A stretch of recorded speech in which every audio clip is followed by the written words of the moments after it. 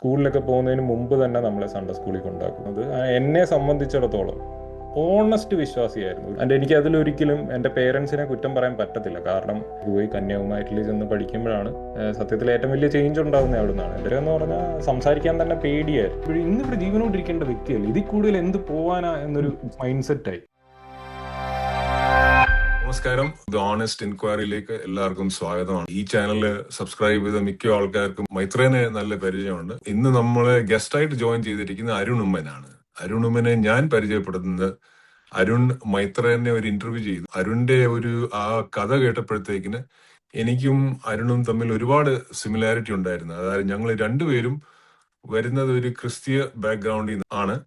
പ്രത്യേകിച്ച് Pentecost TPM the Pentecostal mission സർവേയിലായിരുന്നു ഞങ്ങൾ രണ്ടുപേരും. അപ്പോൾ ഞങ്ങള് കണക്ട് ചെയ്തു ഫോണിൽ, വളരെ കാര്യങ്ങളൊക്കെ സംസാരിച്ചു. നമ്മൾ വളർന്നു വന്ന സാഹചര്യങ്ങളൊക്കെ സംസാരിച്ചു.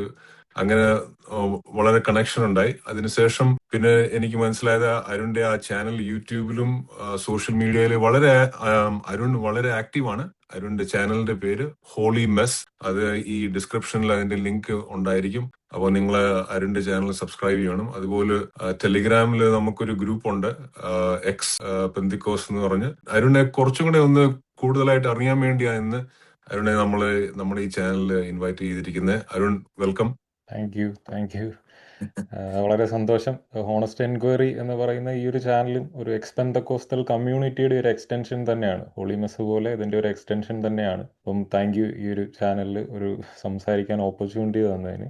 ഓക്കെ, അപ്പൊ തുടക്കത്തിൽ എനിക്ക് അറിയാനുള്ളത് അരുണിന്റെ കുട്ടിക്കാലം എങ്ങനെയായിരുന്നു? ഞാൻ പറഞ്ഞു കേട്ടത് അരുണ് ദി പെന്തിക്കോസ്റ്റ് മിഷനിലായിരുന്നു വളർന്നത്. പക്ഷെ എങ്ങനെയായിരുന്നു അരുണിന്റെ ഒരു കുട്ടിക്കാലം? എത്രമാത്രം ഈ ഒരു വിശ്വാസം അരുൺ മുറുകെ പിടിച്ചിരുന്നു? അതിന്റെ ഒരു ഇൻഫ്ലുവൻസ് എങ്ങനെയായിരുന്നു? ഞാൻ ഒത്തിരി അടുത്ത് സംസാരിച്ചിട്ടില്ല, ഒരു ഇന്റർവ്യൂ ഫോർമാറ്റിൽ അങ്ങനെ കാര്യമായിട്ട് സംസാരിച്ചിട്ടില്ല. അപ്പം വ്യക്തിപരമായിട്ട് അരുൺ ആരാണ്, അരുൺ എങ്ങനെ പെന്തക്കോസുകാരനായ അരുൺ ആരായിരുന്നു, അവിടെ നിന്ന് അരുൺ എങ്ങനെ ഹോളി മെസ്സായി മാറി എന്നൊരു സ്റ്റോറി ആയിരിക്കും. ഐ ഹോപ്പ് അതാണ് നീലും മുന്നോട്ട് എയിം ചെയ്യുന്നതെന്ന് തോന്നുന്നു. അതെ, സോ തീർച്ചയായിട്ടും അരുണിന്റെ ഒരു കുട്ടിക്കാലം തൊട്ട് നമുക്ക് തുടങ്ങാം. ഒന്നോ രണ്ടോ ആരിഫിൻ്റെ കൂടെ ചേർത്ത് 2 ഇടത്ത് മാത്രമേ ഇതുവരെ സംസാരിച്ചിട്ടുള്ളൂ. ആദ്യം സംസാരിച്ച ഒരു ഇന്റർവ്യൂ എന്ന് പറയത്തക്ക രീതിയിൽ ഒരിടത്ത് സംസാരിച്ച് അന്ന് ഞാൻ ഓപ്പണായിട്ട് കംപ്ലീറ്റ്ലി എല്ലാ കാര്യങ്ങളും പറയുന്ന ഒരു സ്റ്റേജിലായിരുന്നില്ല, ഒരു ഇനിഷ്യൽ സ്റ്റേജിലായിരുന്നു. അതിനുശേഷം അവിടെ എല്ലാം സംസാരിക്കാൻ കഴിഞ്ഞില്ല, ടൈമിൻ്റെ ലിമിറ്റേഷൻ, അങ്ങനെ പല കാര്യങ്ങളുണ്ട്. പിന്നെ ആരിഫിൻ്റെ ചാനലിൽ പോയപ്പോഴും നമ്മൾ ജനറലി കുറച്ച് കാര്യങ്ങൾ പറഞ്ഞു പോയതേ ഉള്ളൂ. ജനറലി ഒരു പെന്തക്കോസ്ത് വിശ്വാസി എങ്ങനെയായിരിക്കും, അത് എങ്ങനെ എൻ്റെ ജീവിതത്തെ അഫക്റ്റ് ചെയ്തു എന്നൊരു നട്ഷലിൽ പറഞ്ഞു പോയതേ ഉള്ളൂ. അപ്പം ഇതായിരിക്കും ആദ്യമായിട്ട് പേഴ്സണലി അരുൺ എന്ന വ്യക്തി ആരാണ് എന്ന രീതിയിൽ കുറച്ചുകൂടി ഒരു ക്ലാരിറ്റിയോടുകൂടി പുറത്തേക്ക് വരുന്നൊരു ടോക്ക് എന്നാണ്. ഒരു ഇന്റർവ്യൂവിനേക്കാൾ കൂടുതൽ ഒരു കോൺവെർസേഷൻ എന്ന് പറയാനാണ് എനിക്കും താല്പര്യം. ഹോളി മെസ് അല്ലാതിരുന്ന സമയത്ത് ഹോളി നോർമലായിരുന്ന ഒരു കാലാവധിയായിരുന്നു കുട്ടിയായിരുന്ന കാലഘട്ടം എന്ന് പറയുമ്പോൾ എൻ്റെ ഫാമിലി ഒരു ഫാദറിൻ്റെ പാറ്റേണൽ ഫാമിലി ആണല്ലോ നമ്മൾ പൊതുവിൽ കൂടുതലായും നമ്മുടെ ജീവിതത്തിൽ ഇൻഫ്ലുവൻസ് ചെലുത്താറുള്ളത്. അപ്പോൾ എൻ്റെ പാറ്റേണൽ ഫാമിലി, ഫാദറിൻ്റെ സൈഡ്, പപ്പയുടെ സൈഡ് എല്ലാവരും മർത്തോമ ബാക്ക്ഗ്രൗണ്ട് ആയിരുന്നു. അപ്പച്ചൻ, അമ്മച്ചി, ഈവൻ പപ്പ, അവരുടെ സിബ്ലിങ്സ് എല്ലാവരും ജനിച്ചു വളർന്നത് മർത്തോമയിലാണ്. പക്ഷേ പിന്നീട് കുറച്ച് എത്ര വർഷത്തിന് ശേഷമാണെന്ന് എനിക്കറിയില്ല, കുറച്ച് കാലയളവിന് ശേഷമാണ് അമ്മച്ചിയാണ് ആദ്യമായിട്ട് ഇതേപോലെ പെന്തക്കോസ്തിലേക്ക് പോകുന്നത്. അത് സാധാരണ പെന്തക്കോസ്തല്ല, തീ പെന്തക്കോസ്ത്. നമ്മൾ ആൾക്കാർ കളിയാക്കി പറയാറുണ്ട് പെന്തക്കോസ്തിന് പകരം തീ പെന്തക്കോസ്ത്. അതേപോലെ തീ പെന്തക്കോസ്തിലേക്ക് അമ്മച്ചിയാണ് ആദ്യമായിട്ട് പോകുന്നത്. പിന്നീട് അമ്മച്ചി ഇൻഫ്ലുവൻസ് ചെയ്ത് ബാക്കിയുള്ള മക്കളെല്ലാവരും ഫൈനലി ഈ ഒരു വിശ്വാസത്തിലേക്ക് എത്തി. എൻ്റെ അറിവ് ശരിയാണെങ്കിൽ എൻ്റെ ഫാദറാണ് ഏറ്റവും അവസാനമായിട്ട് ഈ ഒരു വിശ്വാസത്തിലേക്ക് വന്നത്. എൻ്റെ മദറിൻ്റെ സൈഡ് കാത്തലിക്കാണ്. കല്യാണം കഴിച്ച ടൈമിലും പുള്ളിക്കാരി കാത്തലിക്ക് തന്നെയായിരുന്നു. ഇതിലേക്ക് വന്നതിന് ശേഷവും കുറച്ച് നാൾ കാത്തലിക് പള്ളിയിൽ പോകാറുണ്ടായിരുന്നു എന്ന് എനിക്കറിയില്ല. പക്ഷേ കുറച്ച് നാൾ ഈ ഒരു പെന്തക്കോസ്റ്റിലേക്ക് വന്നിട്ടില്ലായിരുന്നു. അതിനുശേഷമാണ് പെന്തക്കോസ്റ്റിലേക്ക് ആയത്. ഇപ്പം എനിക്ക് തോന്നുന്നു ഞങ്ങളുടെ ഫാമിലിയിൽ മറ്റാരേക്കാളും തീവ്രമായ വിശ്വാസി എൻ്റെ മമ്മി തന്നെയാണെന്നാണ് എനിക്ക് തോന്നുന്നത്. എനിക്ക് അതാണ് എൻ്റെ ഒരു ഫാമിലി ബാക്ക്ഗ്രൗണ്ട് അങ്ങനെയാണ്. അന്നേരം അതേപോലൊരു ഫാമിലിയിലാണ്, തിബന്തക്കോസ്ത് മിഷനിലാണ് ഞാൻ ജനിച്ചു വളർന്നത്. ഞാൻ ജനിച്ചത് മുതൽ കൃത്യമായിട്ടും കംപ്ലീറ്റ്ലി ഈ ഒരു വിശ്വാസത്തിൽ തന്നെയാണ്. ആ ഒരു ടൈം കൊണ്ട് എൻ്റെ ഫാമിലിയിലുള്ള ബാക്കി എല്ലാവരും തന്നെ, ഫാദറിൻ്റെ സൈഡിലുള്ള ഫാമിലിയിലെ എല്ലാവരും തന്നെ പെന്തക്കോസ്തായി മാറിക്കഴിഞ്ഞു. അവിടെ എനിക്ക് ഒരു കാര്യം കൂടെ ക്ലിയർ ആയിട്ട് പറയാനുണ്ട്. അത് എല്ലാവരും തീ പെന്തക്കോസ്ത് മിഷൻകാരല്ല. ആൾക്കാർ പൊതുവെ പലയിടത്തായി ജനറലൈസ് ചെയ്യുന്ന കണ്ടിട്ടുണ്ട്. ഇത് ടി പി എമ്മിൻ്റെ പ്രശ്നമാണ്, ടി പി എമ്മിനെ മാത്രം അറിഞ്ഞതുകൊണ്ടാണ്. എൻ്റെ ഫാമിലിയിൽ തന്നെ അസംബ്ലീസ് ഓഫ് ഗോഡുകാരുണ്ട്, ചർച്ച് ഓഫ് ഗോഡുകാരുണ്ട്, അതിനപ്പുറത്തേക്ക് ബാക്കി ഐ പി എസിലെ പാസ്റ്റർമാരും പലരുമായിട്ടുള്ളവരൊക്കെ എൻ്റെ റിലേറ്റീവ്സ് ആയിട്ടുണ്ട്. അപ്പോൾ കൃത്യമായിട്ടും എല്ലാ സഭകളിലും എനിക്ക് കൃത്യമായ എക്സ്പോഷർ ഉണ്ട്, കാര്യങ്ങളെക്കുറിച്ച് കൃത്യമായിട്ട് അറിഞ്ഞിട്ടുണ്ട്. പക്ഷേ കൃത്യമായും ജനിച്ചു വളർന്നത് ഈ ഒരു ടി പി എമ്മിൽ തന്നെയാണ്. ടി പി എമ്മിലെ ജനനം, അതിലെ ഒരു വളർച്ച, അപ്ബ്രിങ്ങിങ് എന്ന് പറയുന്നത്, ഞാൻ എൻ്റെ ഓർമ്മ വെച്ച കാലം മുതൽ അമ്മച്ചി സൺഡേ സ്കൂൾ ടീച്ചറായിരുന്നു. അപ്പോൾ അമ്മച്ചിയുടെ കൈയും പിടിച്ച് പോയി തുടങ്ങിയതാണ് എന്നാണ് എൻ്റെ ഒരു വിശ്വാസം. വീട്ടിലൊരു പിക്ചർ ഇരിപ്പുണ്ട്, അമ്മച്ചി ഇങ്ങനെ സൺഡേ സ്കൂളൊക്കെ കഴിഞ്ഞ് വരുമ്പോഴത്തേന് കൈ പിടിച്ചിരിക്കുന്നത്. അപ്പോൾ എനിക്ക് തോന്നുന്നു അമ്മച്ചിയുടെ കൂടെ ആണ് ആദ്യമായിട്ട് പോയി തുടങ്ങിയതെന്ന്. അതോ ഇനി എൻ്റെ സിസ്റ്ററായി പോയിട്ടുള്ളൂ, ഞാൻ പോയി തുടങ്ങിയ സമയത്ത് അമ്മച്ചി പരിപാടി നിർത്തിയിരുന്നു എനിക്ക് അറിയില്ല. എനിവേ അങ്ങനെയാണ് സൺഡേ സ്കൂളിൽ പോയി തുടങ്ങി. സ്കൂളിലൊക്കെ പോകുന്നതിന് മുമ്പ് തന്നെ നമ്മളെ സൺഡേ സ്കൂളിൽ കൊണ്ടാക്കും. പിന്നെ സൺഡേ സ്കൂളിൽ പോയി കൃത്യമായിട്ട് എനിക്ക് ഇപ്പോഴും ഓർമ്മയുണ്ട്, ആദ്യമായിട്ട് ആദം ഹൗവ കഥയൊക്കെ പറഞ്ഞു തരുന്നത്. അന്നേരം ഞാൻ ഇങ്ങനെ ചോദിച്ചിട്ടുണ്ട്, ഷോ ആദമും ഹൗവയും ഇങ്ങനെ ഈ ഒരു തെറ്റ് ചെയ്തില്ലായിരുന്നെങ്കിൽ നമ്മൾ ഇപ്പോഴും ആ തേജസ് ഉള്ളവരായിരിക്കത്തില്ലേ എന്ന ചോദ്യം എൻ്റെ സൺഡേ സ്കൂൾ അധ്യാപകനോട് ആ ഒരു കാര്യം മാത്രം പർട്ടിക്കുലർലി എൻ്റെ മൈൻഡ്സിലുണ്ട്. കാരണം നമുക്കൊരു നഷ്ടബോധമല്ലേ, ഇത്രയും തേജസ്സുള്ളൊരു ജീവിതം എൻ്റെ പൂർവികർ നശിപ്പിച്ച് കളഞ്ഞുകൊണ്ട്, ഇല്ലെങ്കിൽ ഞാനിപ്പോൾ ഇങ്ങനെ മിന്നാമിന്നിയെ പോലെ മിനിങ്ങി ജീവിക്കേണ്ട വ്യക്തിയാണെന്നൊക്കെ ആ ഒരു കുട്ടിയായിട്ടിരുന്ന് ഞാൻ അവിടെ ഇരുന്ന് ആലോചിച്ചിട്ടൊക്കെയുണ്ട്. സോ കൃത്യമായ ഒരു ഭീഷണിപ്പെടുത്തലും ദൈവം കടിക്കും പിച്ചും മാന്തും എന്ന കാര്യങ്ങൾ പഠിപ്പിക്കുകയും നരകത്തെക്കുറിച്ചുള്ള പഠിപ്പിക്കലുകളും വീണ്ടും വരവും, അങ്ങനെ ഒട്ടുമിക്ക ഏത് ക്രിസ്തീയ വിശ്വാസി, അതിൽ പ്രത്യേകിച്ച് ഒരു പെന്തക്കോസ്ത് വിശ്വാസി എന്തെല്ലാം കാര്യങ്ങൾ സൺഡേ സ്കൂളിലൂടെ പഠിക്കുമോ അതെല്ലാം കൃത്യമായി പഠിച്ച് വന്നൊരു വ്യക്തിയാണ്. അതിൻ്റെ കൂടെ തന്നെ ഈ എഡ്യൂക്കേഷൻ, ഈ ഫോർമൽ എഡ്യൂക്കേഷനായിട്ട് നമ്മൾ സ്കൂളിൽ പോകുമ്പോൾ അത് ഒത്തിരി കോൺഫ്ലിക്റ്റും ഉണ്ടാക്കിയിട്ടുണ്ട്. ഞാൻ പലയിടത്തായിട്ട് അത് പറഞ്ഞിട്ടുണ്ട്. നമ്മൾ ഈ ഒരു എവല്യൂഷൻ കാര്യങ്ങളൊക്കെ കൃത്യമായും പഠിക്കുമ്പോൾ അത് അത് ഒരു എക്സാമ്പിൾ മാത്രമാണ്, വല്ലാത്തൊരു കോൺഫ്ലിക്റ്റ് ഉണ്ടാക്കുന്ന ഒരു തോട്ടായിരുന്നു. പക്ഷേ അത് നമ്മളെപ്പോഴും പുച്ഛിച്ച് സൈഡാക്കി കളയാറാണ് പതിവ്. സോ ബേസിക്കലി ഈ ഒരു വിശ്വാസത്തിലാണ് ജീവിച്ച് വളർന്നത്. എന്നെ സംബന്ധിച്ചിടത്തോളം ഓണസ്റ്റ് വിശ്വാസിയായിരുന്നു, ഒരു 100% ഓണസ്റ്റ് വിശ്വാസി. ദൈവമുണ്ടെന്ന് ഒരു സംശയമില്ലാതെ വിശ്വസിക്കുക. അമിതമായ പേടി, ഒരു കുട്ടിക്കാലത്ത് തന്നെ അമിതമായി ദൈവത്തിനോടുള്ള പേടി, ദൈവത്തിനെതിരെ ചോദ്യങ്ങൾ വരുമ്പോൾ നമുക്കുള്ള ഒരു മാനസിക സംഘർഷം, ഇങ്ങനെ ഉള്ള എല്ലാ മെൻ്റൽ ഫേസിലൂടെയും കടന്നു പോകുന്ന ഒരു കൃത്യമായ പൂർണ്ണ വിശ്വാസിയായിരുന്നു ഞാൻ. കൃത്യമായും ചർച്ചിൽ നല്ല രീതിയിൽ പാർട്ടിസിപ്പേറ്റ് ചെയ്യുക, ബാക്കി എല്ലാ കാര്യങ്ങളിലും ആക്റ്റീവായിട്ട് നിന്നിരുന്ന ഒരു പാർട്ടിസിപ്പൻ്റ് തന്നെയായിരുന്നു. സോ അതാണ് എൻ്റെ ഒരു ചൈൽഡ്ഹുഡ്. അല്ല, അപ്പൊ നേരത്തെ അരുൺ പറഞ്ഞല്ലോ കൊച്ചിലെ തൊട്ടേ സൺഡേ സ്കൂളിൽ പോകുമായിരുന്നു. അപ്പോൾ ദൈവഭയം കൊച്ചിലെ തൊട്ടേ നമ്മളെ പറഞ്ഞു പഠിപ്പിക്കുന്നത് ദൈവത്തെ ഭയക്കണം, അല്ലെങ്കിൽ ദൈവം നരകത്തിലിടും, അല്ലെങ്കിൽ കെടാത്ത തീയിലിടും, അല്ലെങ്കിൽ കർത്താവിന്റെ വരവിൽ എടുക്കപ്പെടുകയില്ല. അതൊന്ന്. പിന്നെ രണ്ടാമത്തെ, പിന്നെ കൊച്ചിലെ തന്നെ അരുൺ സൺഡേ സ്കൂളിലൊക്കെ വായിച്ചു കാണും. അതായത് ദൈവം മോശയോട് കൽപ്പിച്ച്, അല്ലെങ്കിൽ ആരോനോട് കൽപ്പിച്ച് ഈ ഫരോന്റെ ആദ്യജാത പുത്രന്മാര്, ഈജിപ്തിലെ പുത്രന്മാരെ എല്ലാരെയും കൊല്ലുന്നു. അങ്ങനെ പല കാര്യങ്ങൾ പ്രത്യേകിച്ച് പഴയ നിയമത്തിൽ കാണുമ്പോൾ നമ്മൾ ഇത് കാണുന്നുണ്ട്. അപ്പൊ അതിനെയൊക്കെ എങ്ങനെയായിരുന്നു ആ ചെറിയ അരുൺ അതിനെ എങ്ങനെയാ കണ്ടിരുന്നത്? അന്നേരം ആദ്യം അതിനെപ്പറ്റി ചിന്തിച്ചിരുന്നോ? ഈ കഥകളും പിന്നെ ദൈവത്തിന്റെ ഈ ഒരു രൂപത്തെ പറ്റി എന്തെങ്കിലും ഒരു സെക്കൻഡ് ഒരു തോട്ട് ക്വസ്റ്റ്യൻ വന്നിട്ടുണ്ടായിരുന്നു മനസ്സിൽ ആ സമയത്ത്? ഞാനിപ്പോൾ കൃത്യമായിട്ടും വലിയ രീതിയിൽ വിമർശിക്കുന്ന കാര്യങ്ങളാണ് ഇതൊക്കെ. ദൈവത്തിൻ്റെ ആ ഒരു അസഹിഷ്ണുതമായ ഒരു മറ്റൊരു ഐഡന്റിറ്റി. പക്ഷെ അന്ന് എന്നെ സംബന്ധിച്ചിടത്തോളം യേശു അല്ലല്ലോ, നമുക്കന്ന് യഹോവയാണല്ലോ. ഇവിടെയൊക്കെ യഹോവയാണ് കാണുന്നത്. അപ്പോൾ യഹോവ എന്ന് പറയുന്ന ദൈവം, അവരെ ശിക്ഷിക്കണമെങ്കിൽ അവർ പാപികളാണ്, അല്ലെങ്കിൽ മോശപ്പെട്ട വ്യക്തികളാണ്. അപ്പം നമുക്ക് അവരോട് അനുഭാവം, അനുകമ്പ അങ്ങനെയൊന്നുമില്ല. അവന് കൊള്ളേണ്ടവനാണ്, അതുകൊണ്ടാണ് അവനെ കൊന്നത്. ദൈവം അങ്ങനെ വെറുതെ പോയി ചെയ്യത്തില്ല. അപ്പം അതിലങ്ങനെ ഒരു തിരിച്ച് ചിന്തിക്കലൊന്നുമില്ല. കാരണം നമ്മളെ തന്നെ പഠിപ്പിക്കുന്നത് നമ്മൾ പൂർണ്ണമായ ശരിയാണ്, നമ്മൾ ദൈവമക്കളാണ്. അപ്പോൾ ദൈവമക്കളെ ദൈവമൊന്നും ചെയ്യത്തില്ല. ഇനി ഇൻ കേസ് ആരെങ്കിലും പുള്ളി ഇങ്ങനെ ഓടി നടന്ന് പിടിച്ച് വെട്ടിയും തിന്നും കൊന്നിട്ടുണ്ടെങ്കിൽ അത് ദൈവത്തിനെ മറുത്ത് പറഞ്ഞുകൊണ്ടാണ്, അല്ലെങ്കിൽ ദൈവത്തിൻ്റെ പാപമാണ്. പല ആൾക്കാരും ഇപ്പോഴൊക്കെ കമൻറ്റ് ചെയ്യുന്നോട്ട് 400 വർഷമൊക്കെ സമയം കൊടുത്തില്ലേ അവർക്ക്, എന്നിട്ട് അവർ മാറാഞ്ഞുകൊണ്ടല്ലേ. അപ്പോൾ അങ്ങനെയൊക്കെ കുറേ കാര്യങ്ങൾ പറഞ്ഞു തന്നെയാണല്ലോ നമ്മൾ ഇതൊക്കെ പഠിപ്പിക്കുന്നത്. അപ്പം ആ കാര്യങ്ങളൊക്കെ പറഞ്ഞ് എനിക്കതൊരിക്കലും ഒരു തെറ്റായിട്ട് തോന്നിയിട്ടില്ല. ആ ഒരു വിശ്വാസിയായിരുന്ന സമയത്ത് ഈ കാര്യങ്ങളൊക്കെ കേട്ടപ്പോൾ അതിൽ യാതൊരുവിധ പ്രശ്നവുമില്ല. അതിലൊരു മോറലി തെറ്റായിട്ടുള്ളൊരു കാര്യമെന്ന് എൻ്റെ മനസ്സിൽ എവിടെയും കൂടെ പോയിട്ടില്ല. അങ്ങനെയുള്ള കൊല അങ്ങനെയുള്ള കാര്യങ്ങളൊക്കെ കണ്ടത് എന്നെ അലട്ടിയിട്ടേ ഇല്ല.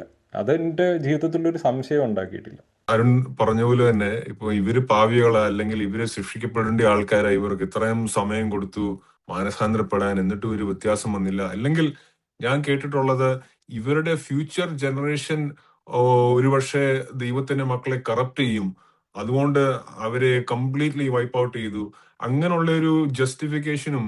അതുപോലെ നമ്മള് മറ്റൊരു ഗ്രൂപ്പ് ആൾക്കാരെ നമ്മൾ ഡീഹ്യൂമനൈസ് ചെയ്താല്, മലയാളത്തിൽ എന്തോ വാക്കെന്ന് എനിക്ക് അറിഞ്ഞൂടാ, നമ്മൾ ഡീഹ്യൂമനൈസ് ചെയ്താല് അവര് ഒന്നിനും കൊള്ളത്തില്ല, ദൈവത്താല് ത്യജിക്കപ്പെട്ട ആൾക്കാരാ, അല്ലെങ്കിൽ ചോസൻ ആൾക്കാരല്ല, ചോസൻ ആൾക്കാർ നമ്മുടെ ആൾക്കാരാണ്. അപ്പോൾ അങ്ങനെയൊക്കെ ചിന്തിച്ചാൽ പിന്നെ ഇത് ഈസിലി ജസ്റ്റിഫൈ ചെയ്യാവുന്ന കാര്യങ്ങളല്ല. നമ്മൾ ബയാസ്ഡ് ആയി കഴിഞ്ഞു. നമ്മൾ കുട്ടിക്കാലം തൊട്ട് ഞാൻ ഈ പറഞ്ഞു വിട്ട് തന്നെ സ്കൂളിൽ പോകുന്നതിന് മുമ്പേ നമ്മളെ അവിടെ കൊണ്ടുവിട്ടാണ്.